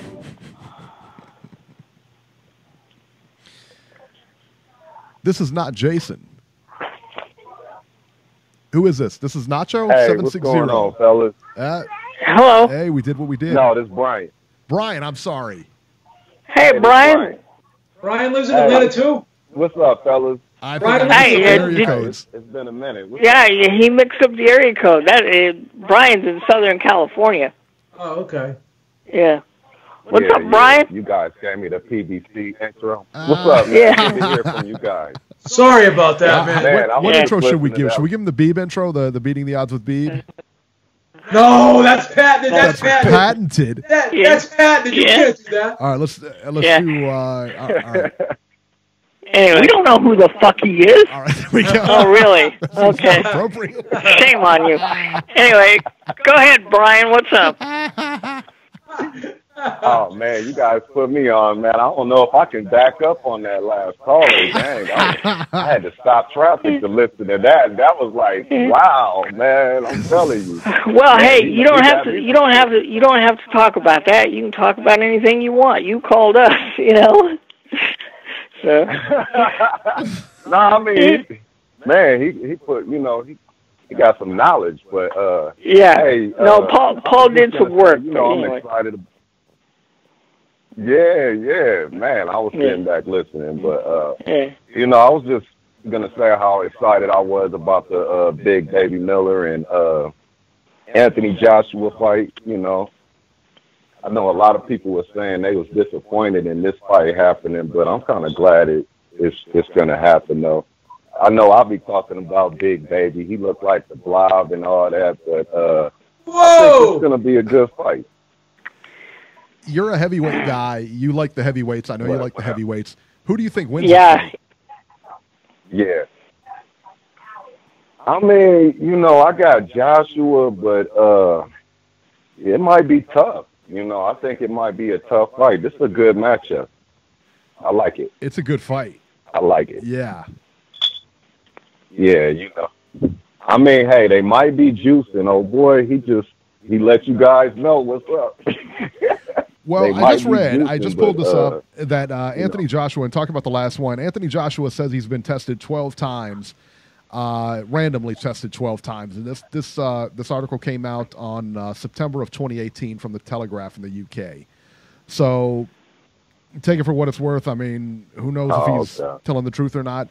But, yeah, so who knows? I mean, for right now, we ain't got no evidence or nothing. No. So right now, I'm going to just take it for the fight that's happening. You know what I'm saying? And I'm pretty excited about it. You know, who you guys got in this one? I know, Beeb, you better have Big Baby, man. That's your boy right there. Well, my heart is with Big Baby, but my wallet is with Anthony Joshua. Oh, look at that. Are you serious? I'm a fan. Wow. Well, he doesn't want to give up his Union Jack, you know. I'm a big fan. I'm a big fan of the functional 315, man. This is apparently you ain't that big of a fan. This is for all the. Not even putting your money behind. Exactly. He ain't gonna this is put for his all money on it. This is for all the big. This is for all the big bone people out there, baby. Big bone people. You're still not backing him. So what do you care? You're not even backing him. Yeah, he doesn't want to give up his UK citizenship, man. All right, maybe I'll throw 100 on him because I'll get good odds. Terrible, son. I'll throw 100 on him because I'll probably get 10-1. Oh man, that's cold, man. That's jacked up, B. All right. I don't know. I don't really know. You know, I think Anthony Joshua might take this one. You know, but this is going to be a pretty big showcase in America for him, huh? This is a good fight. Yep. And yeah. For Anthony Joshua. Fully expect Madison Square Garden to be sold out. I was telling. I was saying if Anthony Joshua do go in there and he knock out Big Baby, that's going to build up. That's going to be huge for this dude. You know what I'm saying? Whoever wins this fight, it's going to be good for their career. But if Anthony Joshua wins it and he's selling out this Madison Square Garden, oh man, that's all. They really not going to fight Wilder. Then we're never going to get to that fight. you know. No, we'll get to that. We're going to get to that fight, the Wilder Joshua fight, way past its expiration date. Yep, because Tyson Fury is going to have something to say about all that. Yeah, you think Tyson Fury? Well, have they made that official? Tyson Fury and Wilder? I keep hearing. Yeah, well, I've heard 2 different dates, so I don't think they've decided on things yet. Mhm. And then I've been hearing about Dominique Brazil and Dillian White. Is that official or is that just rumor? That's another one that's being discussed. I don't know if that's official yet either. You know. Looks like it's going to happen. Okay, because it sounds like the heavy. I think White wins that fight. I think White wins that fight if it happens.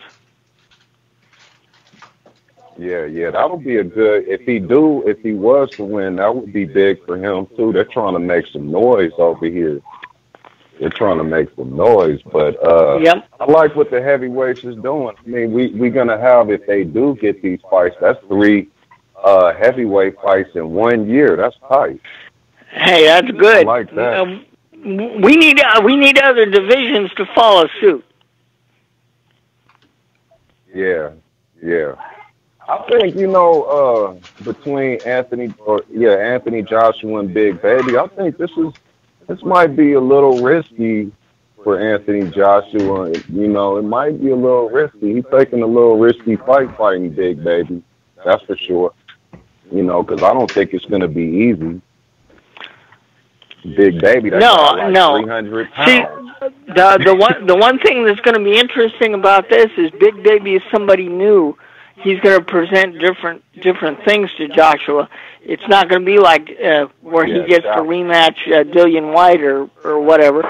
It's going to be something new, and that's why everybody's intrigued by this fight. So we'll see what happens. But no, the possibility of the heavyweight fights that we got coming up, they're all going to be pretty darn good.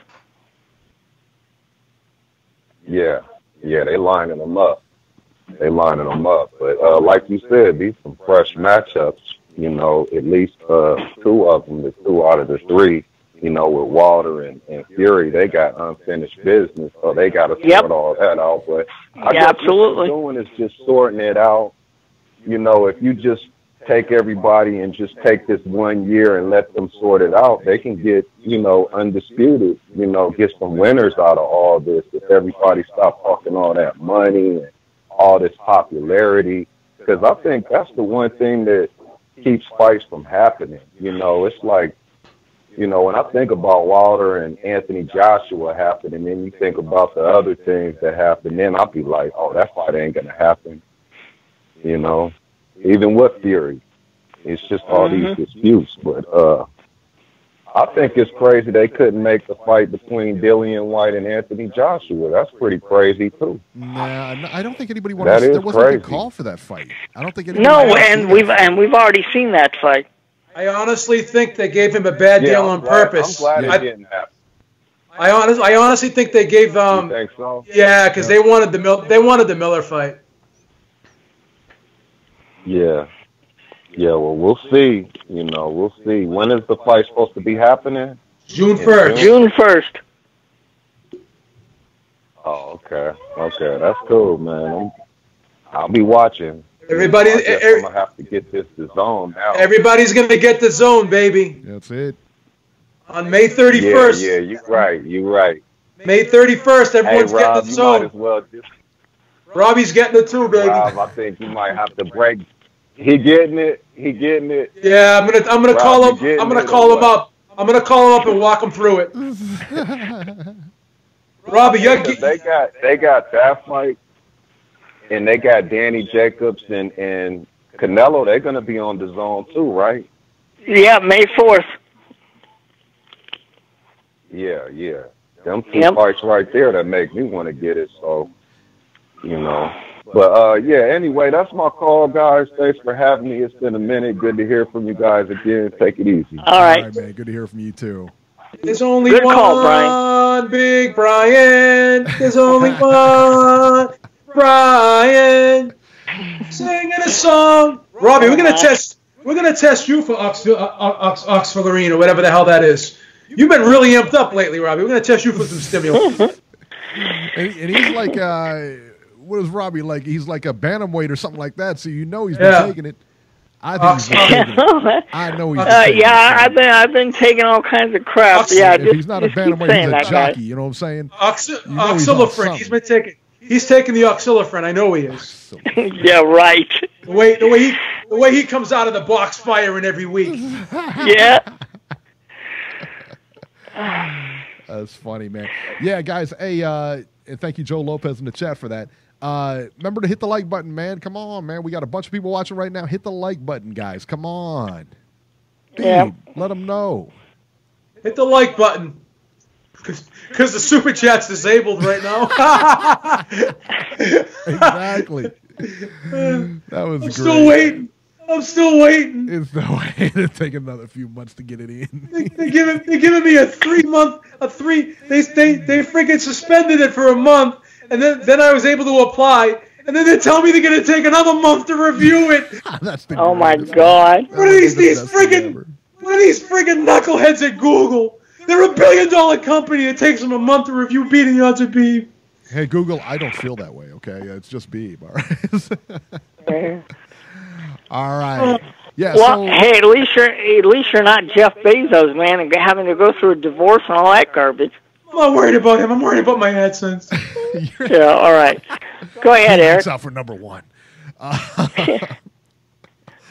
right. So Brian's area code was 760. Jason's area code is 706. And so I'm looking at them, and I got them both transposed, and I played the wrong thing. So there you go. So if you're wondering if Jason gets his intro, the answer pretty clearly is no, because we've already played it. Jason, you're live, 706. Go. Oh, give it to him, Eric. Give it to him. Giving him nothing. Where's my intro? I never heard my intro. Yeah. Yeah. I'll do it.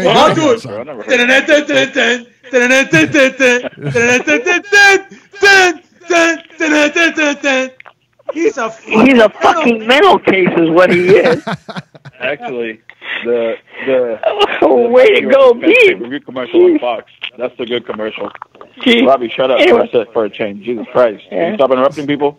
Jesus Christ. I haven't even started yet. You're already fucking running your mouth. What is it every time we're in the chat, you're always yelling fake news, fake news, fake news. What's that all about?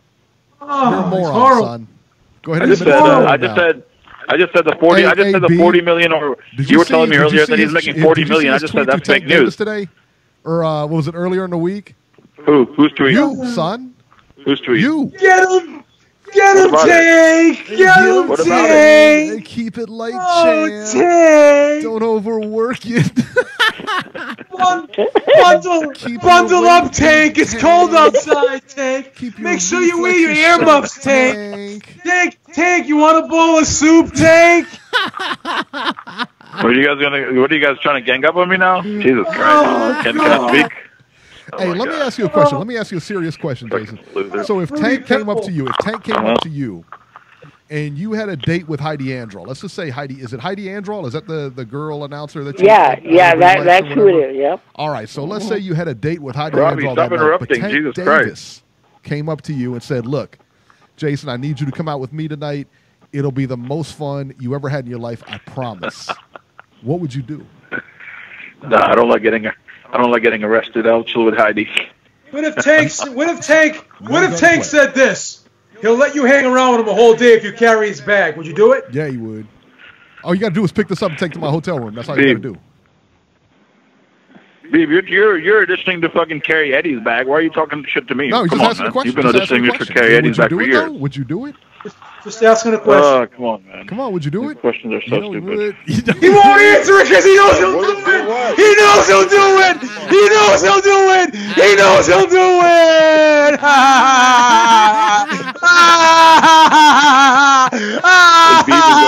Hey, listen, man. Hey, Jason, listen. I was missing Jason, Georgie. there's nothing wrong with that. There's nothing wrong with that. He won't even say no, Eric. He won't even say no. Good God, I think Beeb has lost his mind. He won't even say no. Stupid to even respond to. Jesus Christ. He's a lackey.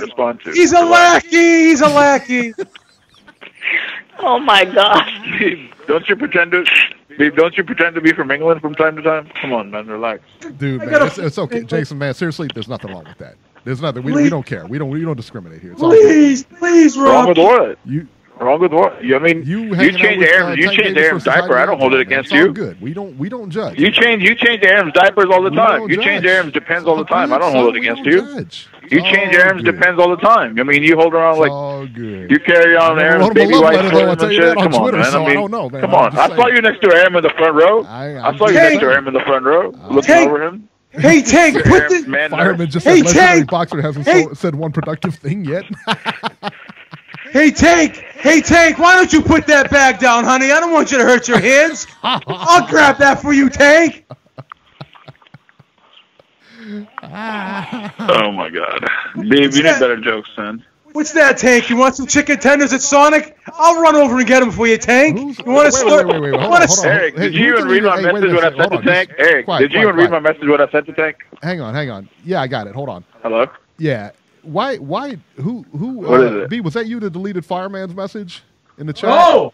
No, he's abusing the wrench. Yeah, seriously, don't do that, man. That's not cool. That's not cool to put him in timeout just because he. I mean, dude, he's talking a lot of shit, man. I had to regulate that. He was talking a lot of shit. So you can't handle it. You can't handle it. You can't do that, son. You can't handle it. All right, you can't handle it. All right, so the message, the Twitter message that we're talking about here is so Gervonta Davis tweeted out "Gym tomorrow." That's all he said. Gym tomorrow. Jason replied the following. Keep it light, champ. No need to overwork. Just keep the reflexes sharp and the weight good. That's what he said. That's me being sarcastic. He's never working out. That's why.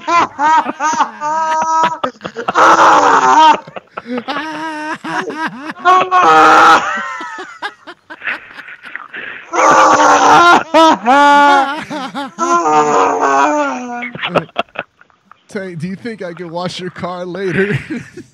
Oh my god! Oh my god! These jokes are so corny. Oh my god! Wow! That tweet was corny. What are you talking about? Keep the reflexes sharp. Dude, that's sarcasm. You don't get it. You don't understand sarcasm because your IQ's so low. Come on. Oh, Tank! Don't sprain your wrist, Tank! Oh my God! Are you serious? I'll be able to work out the kinks in your neck later. God knows I'm not going to be spraining my wrist when I'm thinking of you, Tank. Oh my God! You're such a fan. Keep it professional, Beeb. It's a family show. Oh, Tank! Guy, you're much more of a PBC guy than I ever thought you were. Oh my God, that's ridiculous. Keep the reflexes sharp. Keep man. Keep it light, champ. I don't want you overworking yourself. Hey, Jason, seriously, what do you think about Tank fighting Santa Cruz? Tank, what do you want? The number 5? I'll pick it up for you.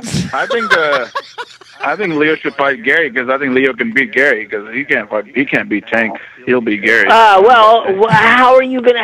How since you work for the PBC, how are you gonna get Gary in the damn ring?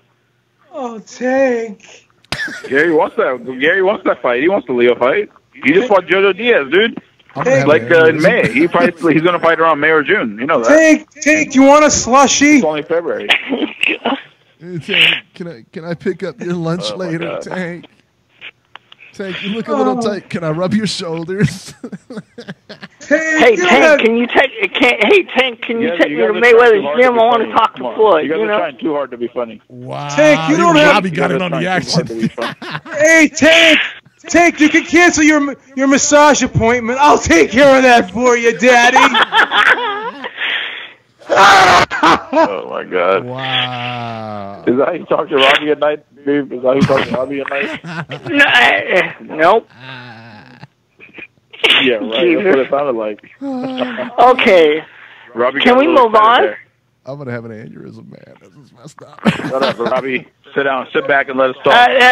This is our train wreck. Jason is our train wreck of the week, man. Let me speak for a second. Jesus Christ. A train wreck. No, Floyd Mayweather Sr. should be the train wreck. Did you guys see him get dropped? Yeah. Floyd Mayweather Sr., did you guys see him get dropped? Yeah, I saw it. That's the train wreck. Yep. It's pretty funny. What did you think about yesterday's card? Did you guys like all the fights or no? No. No, I didn't like any of them. No. Yeah.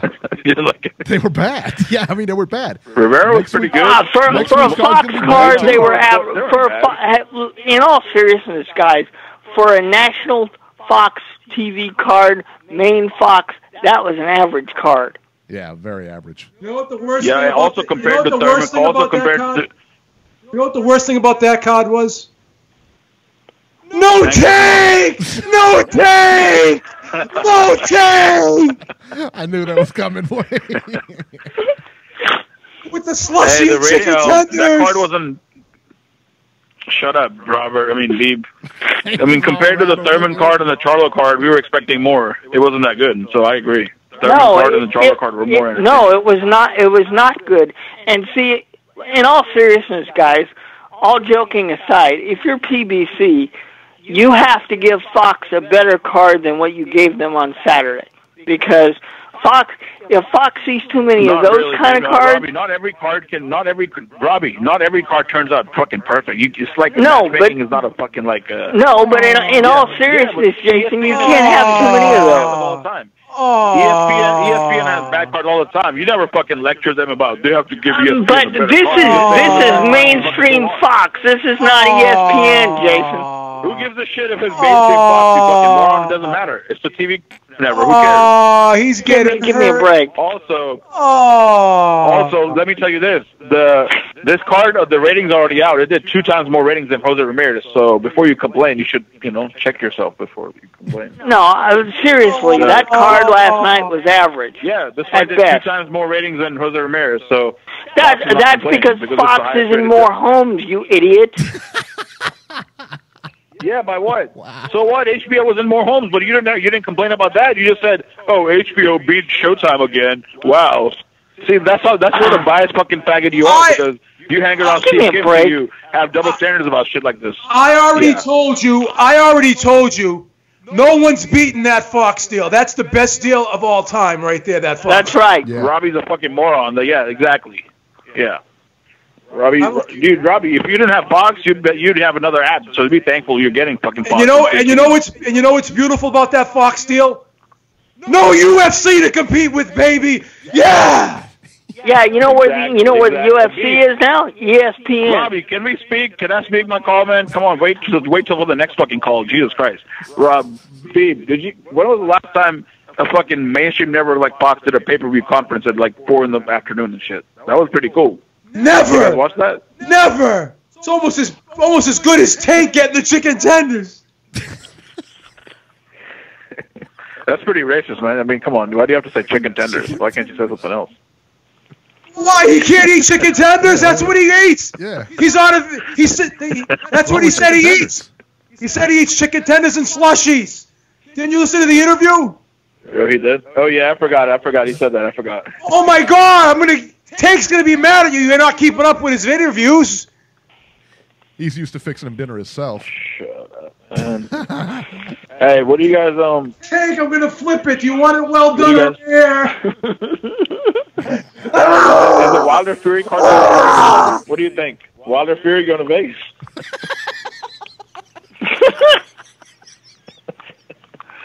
Oh, my God. Is that Lorda?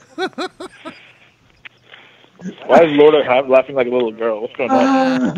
Let me know. Let me know when this is over. This is bad. I can't. My God. Robbie, good night, Robbie. Make sure we screenshot that tweet, man. That's gonna go up in my fucking eye. That's gonna go on my.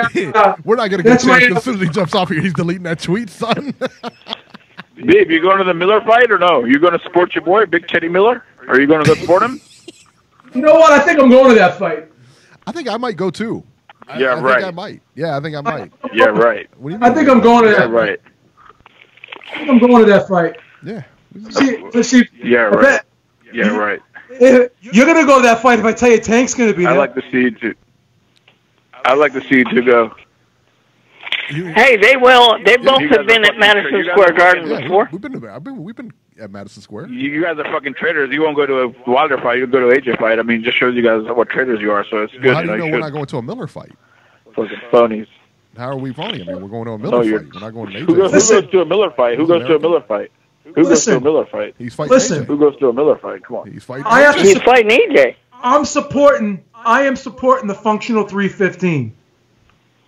I defend this guy week in and week out when Robbie sits there and makes fun of him, his weight, every week, and I defend him. Of course I have to. Hey, it might be 320 or 330 when he steps in the ring. Who knows? Dare you? He's a friend of the show.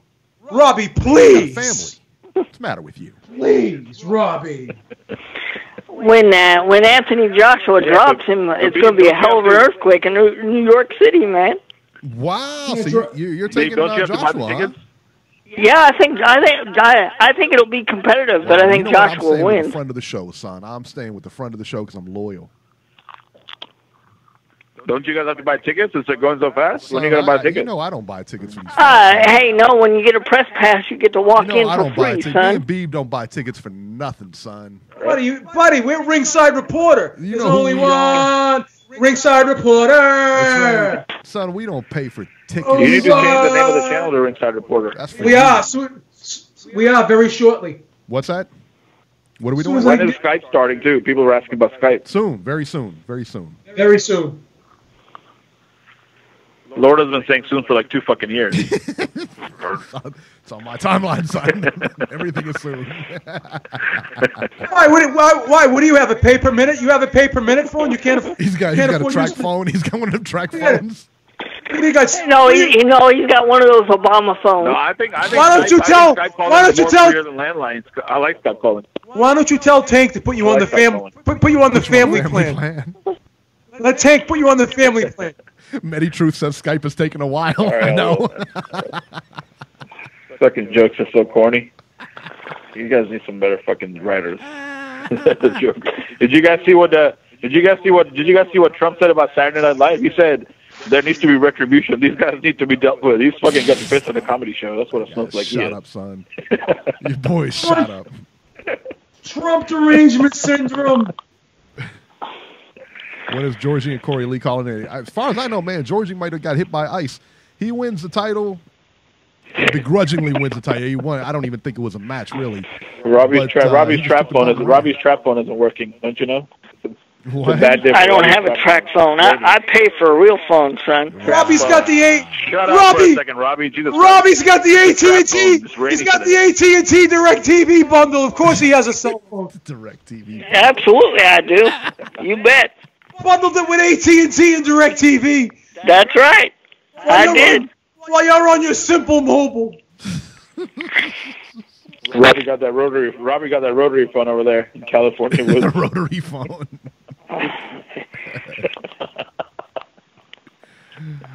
All right, guys. That's my call. I'll talk to you guys next time. All right, see ya. Man. Jason, thank you so much for that call. Get some better jokes. Get some better jokes, you fucking pussies. Tell Tank I said hi. Tell Tank I said hi. Tell Tank I said hi. What a fucking disaster, man.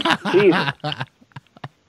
I love how we're going on, and Robbie tries to go back to boxing. It was like, what are you doing? Well, no, hey, I did hit him with the Mayweather thing. Hey, Tank, take me to the Mayweather gym so I can meet Floyd, you know?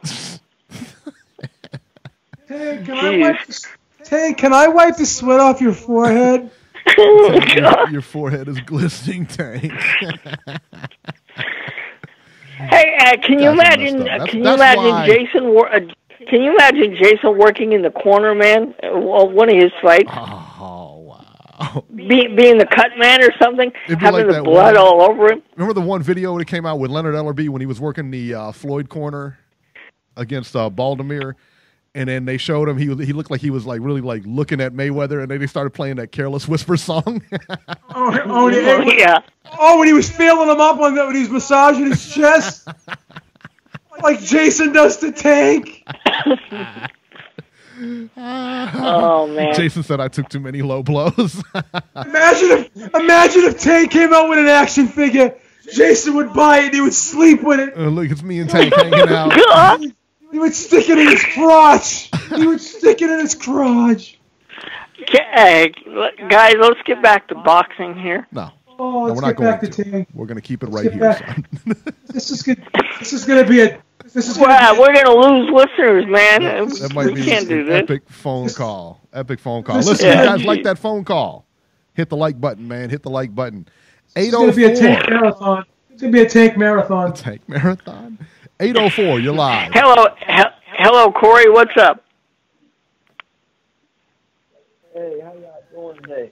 He's on a track. We're good. Well, we'd like to hear you better, though. Corey, can you hear us? Can you hear me better now? No. Can you hear me? No, you're me now? Yeah, that's better. You're good, Corey.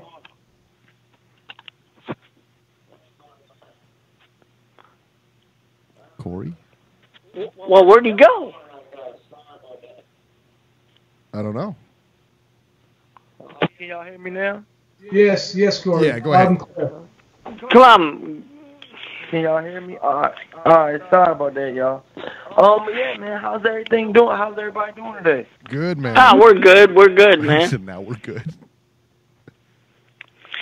All right, man. You know, like I said, man. What's good? What's a good topic to get in? Oh yeah, did y'all hear about Earl Spence saying that you know, Terrence Crawford is a real one in the sport? He's a, you know, I feel like he feels like, you know, Terrence Crawford, you know, he truly feels that, you know, he's the same person he is inside of the ring, outside of the ring, you know. And then he says that Keith Thurman, and I quote, you know, is completely fake. You know, he said he's just a fake person, you know, all the way around. You know what I'm saying? He's not the same person that he is, you know, when he talks, I guess when he talks and, you know, he's in person with you instead of when he's not in person with you. So I felt that, I looked at that kind of amusing, you know, that he judged those two guys on the same video. Shout out to LA Setback. But yeah, man, other than that, man, did you guys, I know you guys already talked about it, the Omar Figueroa, but I'm just now tuning into the show. I thought that was a horrible decision. I thought that the judges got it completely wrong. I wouldn't mind seeing John Molina win. My personal opinion about the whole situation, the guys that were covering the fight had John Molina winning by 2 rounds. I could see that happening, or I could see a draw happening. You know what I mean? But for them guys, for them judges to have Omar Figueroa winning 199, 99 to what? 91. They had him winning 99-91. So they had him winning 8 rounds out of a 10-rounder. This was not a 12-round fight. So they had him winning 8 rounds, you guys. They only gave John Molina 2 rounds. That's fucking pathetic. Actually, 99-91, that meant 9 rounds to 1. 98-92 was 8 rounds to 2. That's, you know. You said 99 to 91? Yeah. Yeah, that would be 9 rounds to 1. Oh, okay. Sorry about that, man. Yeah. Thank you for that, Robbie. Man, you really no problem today, huh? Yeah. Well, Corey, those scores were a little bit out of whack. I think Figueroa won, but I don't think he won by the wide margin that those 2 scorecards indicate. Yeah, man. I'm just like looking at the scorecards, and I'm like, and then John Molina just looked like, you know, I knew I was going to get, you know, effed like this. You know, I pretty much knew that this was going to happen. So all he did was clap, shook his hand, was a good sport about everything. He's a very, very humble dude. And I pretty much seen no emotion on John Molina's face. It's almost like when they read the scorecards out, they were so outlandish, and that, you know, the guys that were covering the fight, you know, like Caleb Plant and a couple other guys that were covering the fight, and even Lennox Lewis said something about it. You know, they don't agree with the scorecards, you know, and neither do I. And if you guys are real boxing fans and you guys know how to, you know how to score, you know, the fight, you know, in a genuinely, you know, without being biased, you knew that was the wrong scorecard, man. And that's the reason why we can't get, you know, good fans in the sport of boxing, I feel, because you got guys rooting for, like, say John Molina. His crew might have been out there, man. You know what I'm saying? And they're just like, man, fuck boxing altogether, because he couldn't get a fair shake, you know. And I'm gonna tell you, as soon as they read those scorecards out, and I seen that Omar Figueroa won, the first thing that came to my mind, obviously, was robbery. But the first thing that came to my mind, business-wise, is it was not a good business move for Omar Figueroa to lose, okay? That was millions of dollars shifted, I feel, if he would have lost, okay? Because they're definitely banking on that and they're definitely, if he would have lost, that would have screwed up a super fight, you know, with any of the top welterweights or any of the top junior welterweights, you know? And I'm almost positive that Omar Figueroa, they're gonna keep, you know, getting him these wins like this, even if they're a tight fight. It's gonna go in his favor, and he probably get one more tune-up, and then it'll be a big fight for $1 million plus payday. I guarantee you, because he was gonna get $1 million plus with that Adrian Broner. And let's be honest, you guys, if John Molina would have beat him, would he have still got that $1 million?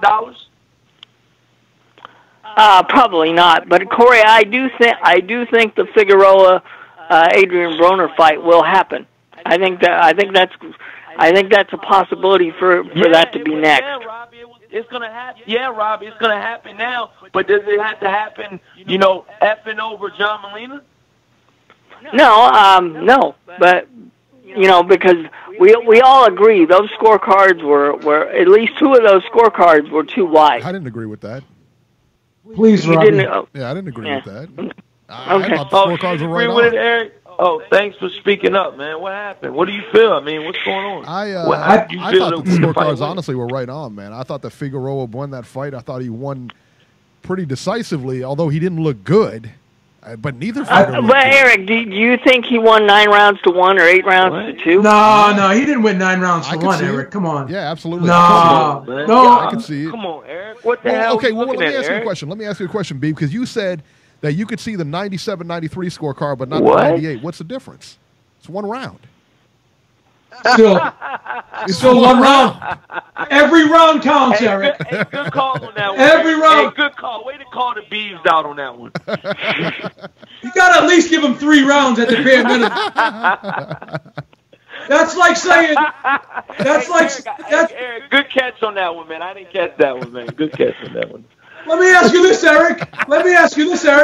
What if someone took $10 out of your check next week? Would you be happy with it? It's only $10. 2 different circumstances, son. No. You gotta at least give him 3 rounds. You got at the bare minimum 3 rounds. You gotta. Crazy. I thought 2 of those scorecards were. Hey, Beebs, I agree with. Hey, Beebs, I agree with you on a lot of things, man. But you got me on that one. I ain't going that route with you on that one, man. Come on, man. You don't agree with, you know, what's 1 point, man? Come on, man. Get out of here, man. But I'm saying at the very least, I'm saying at the very least. Leave that one down, Eric. You got him on that one, Eric. I'm not giving $10. I'm not giving $10 out of my check for anybody. Hey, we got one over on you, all right? We got one over on you. All right? We got one on you, B. Where's Jason? But yeah, man. He's rubbing Tank's back right now. He's unavailable. Where's Jason? I need someone to deflect this on. He's putting baby oil on Tank right now. He's not available. Oh, God. Hey, Corey, let me ask you a question real quick. Hey, Corey, let me ask you something real quick. All right, so Reese Mack in the chat just said that you took Mikey Garcia. You're taking Mikey Garcia over Errol Spence? Yes, sir. So talk to me a little bit about that. What do you see that? And Timothy Bradley is one on record saying that he sees it. He sees it. There's something with Spence's style that you can take advantage of. What is it that you guys are seeing that the rest of us aren't? All right, so let me break down this fight, right? So let me break down this fight. Ethered by Earl Spence after he said that, man. I mean, that guy Earl Spence went in on Timothy Bradley, saying that, you know, I never got lumped up in a fight like you did. You know, I never was, you know, slurring words a year after. So supposedly Timothy Bradley, you know, I don't know if it was a recent interview, but he said it before because Earl Spence quoted him on that. you said that you were slurring words a year after the fight. You know, I'm not sure what fight was that. I remember that. Yeah, I'm thinking that was that Provodnikov fight. Yeah, the Provodnikov fight. He was. Yeah, but you know, for you guys, for him to be slurring words, you know what I'm saying? But you're gonna critique the way Earl Spence, you know, is fighting. Like, dude, check yourself first. You know what I mean? But you know, like I said, you gotta respect. You know, even if you don't agree with what Timothy Bradley is saying, you kind of gotta respect his opinion on some level. I mean, shit, he was in the trenches, you guys. You know, hey, I feel like the boxers have. You know, I feel like the boxers, you know, I feel like they have a little bit more to say in a sense than reporters do because they've been in there with, you know, might not have been in there with the same boxer, but they've been in there and they know how it feels and stuff like that. But you may not agree with what they say. You know, that being said, Timothy Bradley has a big nerve to say that, you know, Earl Spence doesn't move his head because the last time I checked, he didn't have the best head movement, and I'm being honest with you guys. You know, I'm not sugarcoating anything. Timothy Bradley's head movement was average at best, okay? And, I mean, you know, I feel like that was a big knock on Timothy Bradley's career. Now, is he saying that? Is he saying that to Earl Spence, you know, to help that brother out, to make him, you know, move his head more? Maybe. You know, maybe. You know, but, you know, Corey, you're cutting out. His phone is awful, man. Hello, can you hear me? Yeah, now we can hear you. Yeah, as long as you don't move around, man, you're fine. Oh, I didn't even move, Robbie, but all right. Oh. Yeah, but right now I'm just going to be... It's all right, man. I ain't messing with him. But anyway, go ahead. I just truly feel that... I truly feel that, you know, Timothy Bradley has a big nerve, but back to, you know, the question at hand. Why am I picking Mikey Garcia to win? Okay, first of all, I took a lot of heat, you know, with World Breaker Fighting and Blue Blood Sports and a lot of other people that were in their chat. You know what I'm saying? I mean, I didn't know you could get this much backlash, you guys, from just picking another fighter that, you know, maybe might not be the favorite to win, you know. Well, it's not going to be the favorite to win. And after I break this down, Beeb, I really want to know what's the odds. So if I put down 200, what would I get back if I pick Mikey Garcia? But I'll give you a chance to look that up, but I'm going to break down the fight real quick for Eric. All right, Eric, the reason why I got Mikey Garcia winning is because he has a way better ring IQ. I feel like his range is his range finder on fighters is very, very good, exceptional. I would even go far as saying exceptional. Mikey Garcia's footwork is very, very, very underrated. I feel like, you know, Mikey Garcia, the way he moves in the ring is very fluent. I don't feel like he's rushing any shots. I feel like his accuracy is far more superior than Earl Spence, but Earl Spence has a good accuracy. You know, I'm not going to say that Earl Spence doesn't have good accuracy. He does, but I just feel like Mikey Garcia is better, and especially going to be better in this fight. And let's not all forget, you guys. Okay? Yes, people might say Mikey Garcia got knocked down. People might say, you know, Mikey Garcia quit in the Salido fight. All of these things might be true, you know, but at the end of the day, he has an O, okay? He has a goose egg on his resume, okay? He has no losses with nobody. Lomachenko can't say that. And a lot of other fighters that critique his style can't say that, okay? That's number one, okay? Number two is, 90 you know, seconds. I really, truly feel that, you know, Mikey Garcia has a better resume. He's fought better opposition, you know, not including at 147, but just in his weight class. He fought some of the best guys, you know, in his weight class. Earl Spence has only fought one good guy in his weight class, and that's Kell Brook. What other fighters can you say that were on the top of their game when he fought them? Okay? 60 seconds. Robbie? I would agree. No, listen, I would agree with that. Spence, I mean, you know, you compare resumes, and Spence isn't there yet, but I will tell you that, like I said, man, I've said it for a long time. I think Spence is the guy, and I've said that for a long, long time, man. I think that Spence is the guy. I think he's better than Crawford. I think he's better than Garcia. But Eric, if you think he's the guy, why? What do you don't think Mikey Garcia is the guy? Are we looking past him? Yeah, no, I think he wipes Mikey Garcia, and I think it's a fairly easy fight for him. So you don't think Mikey Garcia is the guy? No. I think he's good. What'd you say, Beebs? Corey, that was an outstanding breakdown, and I'm going to say one thing. 10 seconds. Thank you, man. I really appreciate that, man. Appreciate that, Beebs, for real. No, and I mean that, too. That was a great breakdown. And I think you were dead on with a lot of your points. The thing is this. When this fight was first announced, I thought this was going to be a walkover. The more and more I think about it, I don't think it's going to be a walkover. I'm favoring Spence. I'm picking Spence. But I'm going to be honest with you. I would be surprised if Mikey won, but I would not be shocked, because the more and more I think about this. Oh wow!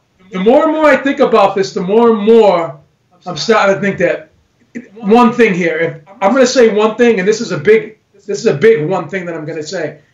If Spence cannot hurt Mikey, I mean really hurt him to the point where he incapacitates him, then it's going to be a long fight for Spence. Yeah. So if Spence can land a game-changing punch in this fight, obviously that's going to be to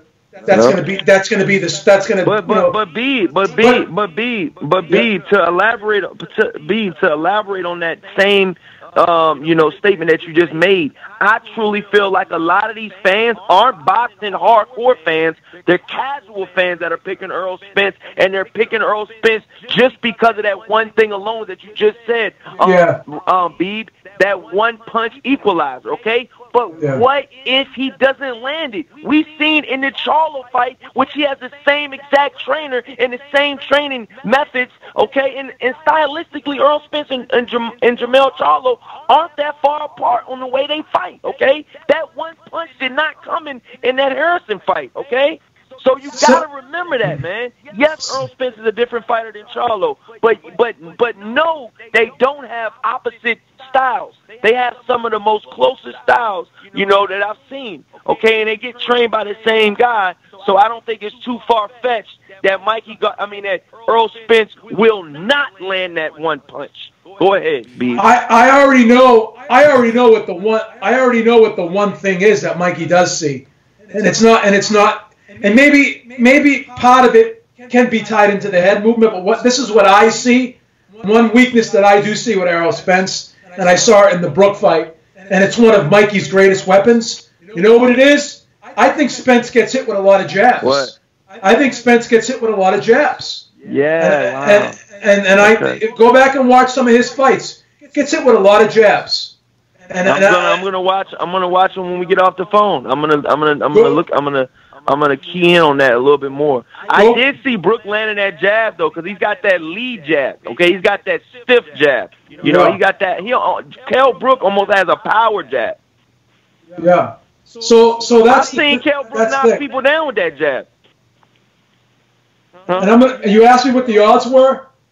Mikey Garcia is a 4-1 underdog. I really want to know, man, because I got a guy. Before you read the odds out, shout out to Blue Blood Sports Boxing. He wanted to bet me $500 on Mikey Garcia, and if Mikey Garcia wins, he'll give me $700. But I got to put up the $500. And I told him, look, I said, if I bet you, I will bet you. I have no problem betting you. But I said I want the Vegas odds on what the fight is. Okay, just because you're giving me a 200 on top of the initial bet, I think the odds will be better in Vegas, and I'm just being honest. And I think I can get those odds with somebody. But go ahead. Well, the odds are better in Vegas because he's a plus 400. Okay, so if you put 100 on, what that mean? What does that mean, B? You put 100 on Garcia, you get 400 back. So if you put 500, on Garcia, you get 2,000 back plus your 500. Hey guys, I hate to ruin your financial plans here, but I'm gonna tell you this right now: there's no way Mikey Garcia wins that fight. None. Zero. And I'm gonna tell you why. And you guys think that he's like a Charlo and that he has this one punch magical knockout power. It's not it. He doesn't have that. I really don't believe he has that one punch, that knockout power, which maybe he does. But what I see out of Spence that I like a lot is those body shots. And what Garcia is not going to be able to handle is that body work that Spence is going to lay on him. Corey, Beeb Industries is going to back you. Beeb Industries is going to back you. I just got off the phone with the shareholders. We're going to go with Spence here. We're gonna go with Garcia here. We're gonna go. All right, me and Beeb. All right, Beeb, me and you. Wow. Me and you. It's got to be a pie bet. Hold on, Beeb. Are you serious? Huh? No pie bets. No pie bets. This is just. Oh, no pie bets. No. Look at that. This is between me, Corey. This is between. Eric, he doesn't believe it either. Out again, Beeb, live on air. That's the second time in less than 30 minutes he's called you out, man. Damn. He's been ducking me and Georgie. So now we're not going to give him. Where's the he's title? Been ducking me and Georgie. Took it and ran. Oh, Eric. He got picked up by ice. I don't know what he's doing now. All right. Because when George Groves he got picked up by ice. No. Because when George Groves fought Chris Eubank Jr., he swore up and down that Chris Eubank Jr. would beat George Groves. And I was wrong. I was wrong. But he wouldn't. I admitted but it. he wouldn't. But he wouldn't pie bet me. He wouldn't pie bet me when I was the man. I was the mandatory. The Chris Eubank Jr. fight. Eric. And I didn't even get step aside. Money. I was the mandatory. So I have a grudge against him. Oh man. Hey Eric, is that true? Is that true, Eric? Is what true? Is that true? You wouldn't bet Beebs? Wouldn't bet me. Oh, for the Groves fight? No, I wouldn't. No, I wasn't going to bet the Groves fight. You sat there and you saying, "Oh, Eubanks is going to kill him, going to crush him." Let's do a pie bet. Well, I don't know if I want to do a pie bet because I wasn't that confident, man. I wasn't that confident he was going to beat him. It turns out I was right. Me. Did you do a pie bet for Broner? Which one? Which Broner? Pacquiao. Yeah. Would you do that? Yeah. One? Georgie. Yeah, he did a pie bet. Yeah. He paid up. You sidestepped Eric for paying up. You sidestepped me. You sidestepped me. You sidestepped me. You sidestepped me. You sidestepped me. Once again, I was ranked number one. Didn't I already beat you? I already beat you like a couple of times already. I already beat you a couple times already. You'll never give me my shot. You'll never give me my shot. By the champ, son. The champ has laid everybody to waste, including you. Oh, he's the champ, son. Georgie took his title. Georgie took his title. I hope he never gives him a rematch. Hey, you can say what you want. I was a fighting champ, though. Oh, no. I defended against everybody. Hope he never gives him a rematch. So let me ask you guys this. Before I head out. With this fight with Mikey Garcia, and I'm going to bring Robbie in on this one too. Robbie, who are you picking on the Mikey Garcia, Earl Spence? And then I got a quick question for Eric and Beeb about the fight. Go ahead, Robbie. I'm taking Spence. I don't see what Mikey sees. I don't see it. I think Earl blows him out of the water. Tell him about it, Daddy. Told you. Hey, Robbie, is it going to be a close fight? Hold on, Eric. Is it going to be a close fight, Robbie? Said no. I don't think so. It may not even go the distance. Robert said inside of 6 rounds. Let me ask Eric. This goes for Eric, Robbie, and Beeb. I want 3 of you guys' answers because this is a really, really good question that I feel like I have for you guys since, pretty much all of you guys are going against me. I think Beeb might be switching over now, but we got to see. All right, but I want to know what you guys think. If the fight goes to the decision, okay? I'm being honest. I know a lot of you guys might not understand that or might not get that or might not even believe that. But do you guys, if the fight goes to the decision with Mikey Garcia and Earl Spence, which a lot of the hardcore fans are saying that it shouldn't, but if it does, Eric, Beeb, and Robbie, does Mikey Garcia pull it off. Well, keep one thing in mind. Keep one thing in mind, Corey. Remember where the fight is taking place. Texas, baby. Yeah, and who is from Texas? Hey, Earl Spence is from Texas, but I did a vote on my channel, and the consensus say that Mike now just as much or maybe more fight fans in Texas than hang on. The Mexican people run Texas. The Mexican people run Texas. The Mexican. Viva la raza! Viva la raza! Viva la raza! Hang on. I'm not done. I'm not done yet. Yeah. I'm not done. I'm not done yet. Okay, Corey. Now we don't know who the judge. Familiar, Robbie. Hang on. Robbie, that sounds familiar. I think I said that last week. Well, we don't know who the judges are going to be, but we can guarantee one thing. We know who the referee will. They're all going to be Mexican. They're all going to be Mexican. We can guarantee one thing. We can guarantee one thing. In Texas, Lawrence Cole will be your main event referee, and you know what happens when Lawrence Cole referees a fight. Oh, wow. Let me tell you like it is. Let me tell you exactly how it is. If this fight took place in Robert Garcia's gym, let me hear what you got to say. If this fight took place in Robert Garcia's gym, Errol Spence would still win a unanimous decision. All right? It's that one-sided. This fight's not going to be close. I'm telling you what. Spence murks him, son. Murks him. I think Earl Spence knocks out Mikey Garcia. Eric, break it down for us. Is it knockout? Is it unanimous decision? I think he finishes him. Yeah, I do. I think he finishes Garcia. I think he knocks him out. I think he knocks him out. I think he finishes him. If he lasts, listen though. If the question is, if the fight lasts all 12 rounds, can Mikey Garcia win a decision? No. Not in Texas. Not in Texas. No, I disagree with that. Hey, Robert, I disagree with that completely. I think it'll be a fair shake. I mean, if he wins the fight, I think he gets the decision. If it goes to the cards, I don't think this is like one of those fights where, what I'm saying. We have like a house fighter per se. Both of these guys fight for PBC. You're going to have a pro-Mexican crowd there. It's in Errol Spence's hometown.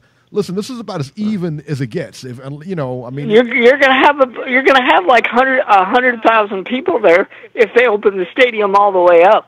So yeah, well, either way, I mean, what I'm saying though is, Robbie, I don't think the judges. I don't know. I don't think the judges are going to be any influence. Can Mikey Garcia win a decision? Robbie. Yeah, I think he can win a decision. This ain't like the Cowboys. This ain't a Cowboys playoff game, Robbie. Come on, man. Yeah, I think he can win a decision. I don't think he wins a decision. I don't think he wins the fight.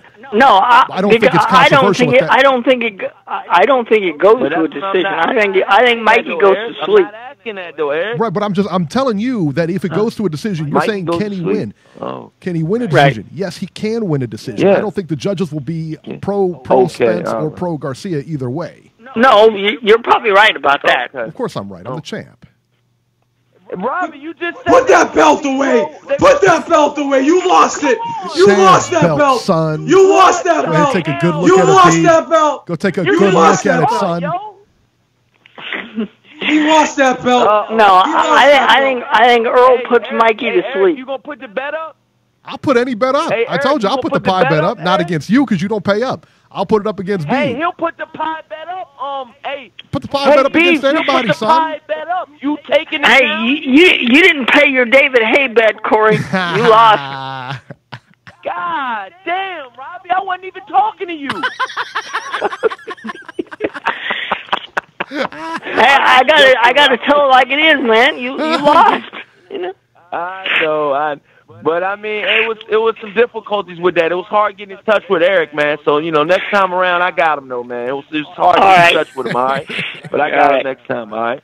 But but Beeb, break it down before I head out, man. Break it down. What do you think, man? Well, Errol Spence is gonna try and get inside. There's no doubt about that. He's gonna try and go to the body. There's no doubt about that. But he's going to have to try to work he's going to have to try and work his way in. Right? Mikey's going to do everything he can to not allow him to impose his will and his size and his strength on him. So he's going to be working that jab overtime. But the thing is, that jab has to be sharp enough and it has to be accurate enough to keep Spence honest. And for a long time, it was accurate enough and sharp enough to keep Spence honest in the Kell Brook fight. But one punch did change that fight. But Mikey Garcia, we can I think all of us can agree he's probably more skilled than Kell Brook, and he's more disciplined than Kell Brook, and he's going to not try to engage as much as Kell Brook. So it's going to be very interesting. It's going to be very interesting. But Beeb, isn't the size difference going to come into major play here in this fight? We don't know that. So many times we've said size matters, but not always it does it. We know the bigger man is always supposed to win, but it doesn't always play out that way. Well, so. No, that's true. Well, listen, you guys. Listen. You guys. This is what I think. I think Mikey Garcia is gonna. I think the way he's gonna win. I think Mikey Garcia is gonna win by unanimous decision. I think it's gonna go probably about 7-5. For Mikey Garcia. Do I think it's gonna be a close fight? Yes. I think it's going to be a close fight because Errol Spence is a relentless, aggressive puncher, okay? And just from that fact alone, he does not mind taking two to give one, okay? So when you have that mentality, you're chancing everything. You don't mind getting knocked out, but that's another thing. I don't know if Mikey Garcia has enough power to knock out Errol Spence, okay? But I have seen Errol Spence hurt before against Kell Brook, okay? I think Kell Brook caught him once or twice and buzzed him, okay? Stunned him. It definitely stunned him because Kell Brook had that power, okay? And that was and I just truly believe that if Mikey Garcia is going to win this fight, he's got to get the respect from Errol Spence Jr. This is Corey Lee Boxing. You can find me on YouTube and Instagram. Thank you, Robbie, Beeb, and Eric. You have an awesome week. I'm out. Later. Something's telling me, right, that Errol Spence may go into this fight like Jermell Charlo went into the Tony Harrison fight, and he may just think that he's going to walk through Mikey Garcia, and maybe he'll be a little bit reckless. He'll be loading up with shots, and that's when I think Mikey can capitalize. That's what I think. This fight could play. It could play out like the Tony Harrison Charlo fight, maybe. Well, look, for Beeb, for you and Corey's sake, I hope you're right because we're going to have to pay a pretty penny to see this. Yeah, I just don't see it going down like that, man. I just don't, man. Since we're on the topic, let's talk about the presser. Let's talk about the press conference here. This was really something, man. I got to be honest. So, Mikey Garcia and Errol Spence, the press conference was on Fox on Saturday, and I don't ever remember, man, a press conference being televised on national TV for a fight. I don't. No, I believe this is a first. I've never seen it before. Yeah. Did they do it in the Ali days? I don't remember. Robbie, do you remember? No. I don't ever remember this. First time I've ever seen it. You know what I mean? I've never seen anything like it, and I don't remember ever seeing anything like it. I mean, we've seen like snippets of press conferences in the past and stuff, but I don't know if they've actually been like on national TV. This was a big deal. I mean, it was really cool seeing that. I mean, they did a really good job with it. Georgie, the lines are closed. Unfortunately, lines went south at 9. So remember, they close right at 9, so you have to call in before that. So Georgie, please, Robbie. Georgie, you're just gonna have to sit here and stare at my belt for the rest of the show. But no, man, this presser was it was really something to see, man. It was a big step, I think. I'm glad that Fox is in the game. Whether you like PBC or don't like PBC, I think everybody likes this fight. I think everybody thinks this is going to be a good fight, no matter which side of the coin you fall on. I mean, it's going to be a good fight. But this was very cool. Put it that way. It was very cool. Something I never thought I'd see. Definitely. You know, look at it this way, guys. We've criticized PBC over the years for, various reasons. But the more they're doing things, the less we can really criticize. I love PBC, baby. Not as much as Jason. Not as much as Jason loves Tank, but I still love PBC. No, seriously, guys, you got to be fair. We were all skeptical in the beginning, but look, as this goes along, they're proving to be the top dog in the boxing game these days. Well, Fox is proving that. I don't know that necessarily PBC is doing that. Fox is proving that. Because I can point to yesterday's card on, Fox. The stuff which put out was average at best. Average. I would say that's probably well below average.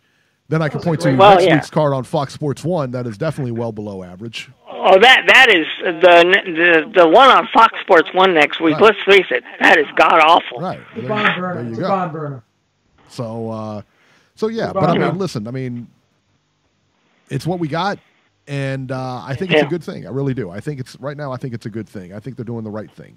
So that's good stuff. Naoya Inoue versus Emmanuel Rodriguez is set now for May 18th.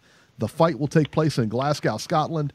Now, here's the deal on this, is that Inoue, the fight's in Glasgow. Now, Josh Taylor was scheduled to face Ivan Baranchyk in Glasgow that same night, obviously for a doubleheader or whatever. But Baranchyk has said he's pulled out of the tournament. Beeb, do you actually think that Baranchyk is out of that tournament? I don't even know, man. I don't know what to think about these tournaments now, man. All this craziness that's been going on, I don't know. These guys are complaining about not getting paid, and this is just bananas, man. I can't even answer that question, Eric. I'm sorry. I don't know. Yeah, I don't either. If Baranchyk does get pulled out, or if Baranchyk does pull out, I think it'll be, and I said this, I think it was said last week, man. I think it may be a bad move for his career because they've got this thing locked down. And he's under contract. And again, I know Sauerland was pretty serious. They sent out an email, press release saying that, hey, it's airtight, and you guys sign, and we're going to make sure you sign up and you make sure you fight, or you suffer the consequences. Is basically what the email said. I would hate to see Ivan Baranchyk, though, his career stalled for at least a year, because that's what it's going to be. I have a feeling it might wind up in court, man, and that's going to get ugly. Yeah, for sure. Yeah, I don't know. I don't know how this thing's going to play out. Yeah, I don't either. It's interesting. But what is certain, though, is Inoue and Rodriguez set for May 18th in Scotland. So that's going to be I can't even fathom that fight right now. That is an amazing fight. Are you guys as excited for that fight as I am? It's a good fight. That's going to be a hell of a fight. They're both highly skilled, and you talk about a close fight. Now, there's a close fight. Yeah, that's if my buddy Prograis is pulling out, I'm going to be very disappointed. Yeah, I don't think he's going to pull out, but I don't know. You don't know. What's going on with the Sauerlands, man? They didn't pay their credit card bills this month. What's that? What's going on with the Sauerlands? They didn't pay their credit card bill this month? Yeah, it seems like they're either having money issues. Bad Bart says they're either having money issues or running like this is a shady scam. Well, you know what they said is that one of the I read that the manager, I guess it was the manager or something like that, of Baranchyk, and there was another guy in there, and I don't think it was Prograis, but I'm not 100% sure. They said that they wouldn't even put the money in escrow for him to guarantee that they got the money they were getting. You know what I mean? Got the money for the contract. They refused to put the money in escrow. Why? I don't know. That's crazy. That's shady, right? That seems shady. People keep saying that Wingy closed this channel down. I saw that earlier, and I messaged Wingy on Facebook a little bit ago. So obviously it's like 1 o'clock over there, or 1 or 2 o'clock there. So we don't know if he's closed the channel. We don't know if it's permanent. We don't know anything yet. So yeah, we'll see, man. We'll see what's going on. I wouldn't jump to conclusions, just yet. Well, shout out to Wingy, man. He's a friend of the show. Awesome, man. I love Wingy. I've known him for years. He's a great person, and he's a great at what he does. He's a nice guy. He's got a beautiful family. Yeah. And I always wish him the best. So whatever he chooses to do, I support him 100%. Absolutely. But if he doesn't come back, I will miss him. Oh yeah, I'm sure. Again, I don't know if it's his channel. Maybe he goes to IFL full time. Who knows? I mean, but I think we'll see him around. I don't think this is end for him. And again, man, it may just be he's having trouble with the YouTube channel. I mean, we've been known to have trouble with YouTube channels from now and then, right? Yeah. Yeah. So there you go. All right, it's time. Elena, come on in here with the champ. Elena likes being with the champ. You like the belt? You like it? All right, come on in here and give us a train wreck of the week. Chugga, chugga, chugga, chugga, choo, choo. Look at that. Wow, a little twist at the end. I love it. All right, our train wreck of the week this week. Floyd Mayweather says he will fight again in July. I love it. Beeb, are you excited about this? He's fighting again. TMZ reporting that Floyd Mayweather will fight in July. According to an interview he gave them, Mayweather says that he has a bout lined up in July in Japan. He said he has a few exhibitions lined up this year. This is going to be another 3-round exhibition with some former boxer, some former Japanese boxers. Who knows? Robert, what do you think about this? He loves it. Well, the guy's going to get paid well to take another dive. He's going to get paid well to take another dive. Wow. Yeah. You're vicious. Exactly. Please, Robbie. You're vicious, man. You're vicious. Please. Clarissa Shields. Go ahead. Oh, yeah. You got to talk about this. Clarissa Shields versus Christina Hammer is set for April 13th. Shields and Hammer will fight on April 13th. I'm not sure where the fight will be, partially because I'm not that interested. Did I hear it was going to be in like AC or something like that? Yeah, they're talking about Atlantic City, and I know for a fact it'll be on Showtime because they promoted that on Friday. Oh, wow. All right, and then this one, I tell you, this is an odd one here. Alexander Gvozdyk will face, I'm not making this up. I'm not. This is his name. Dudu Ngumbu. It's finalized for March 30 on ESPN. The fight, and wait till you hear where it's going to be. The fight will take place in the world's most famous bingo hall, also known as ECW Arena, also known as 2300 Arena, whatever you want to call it.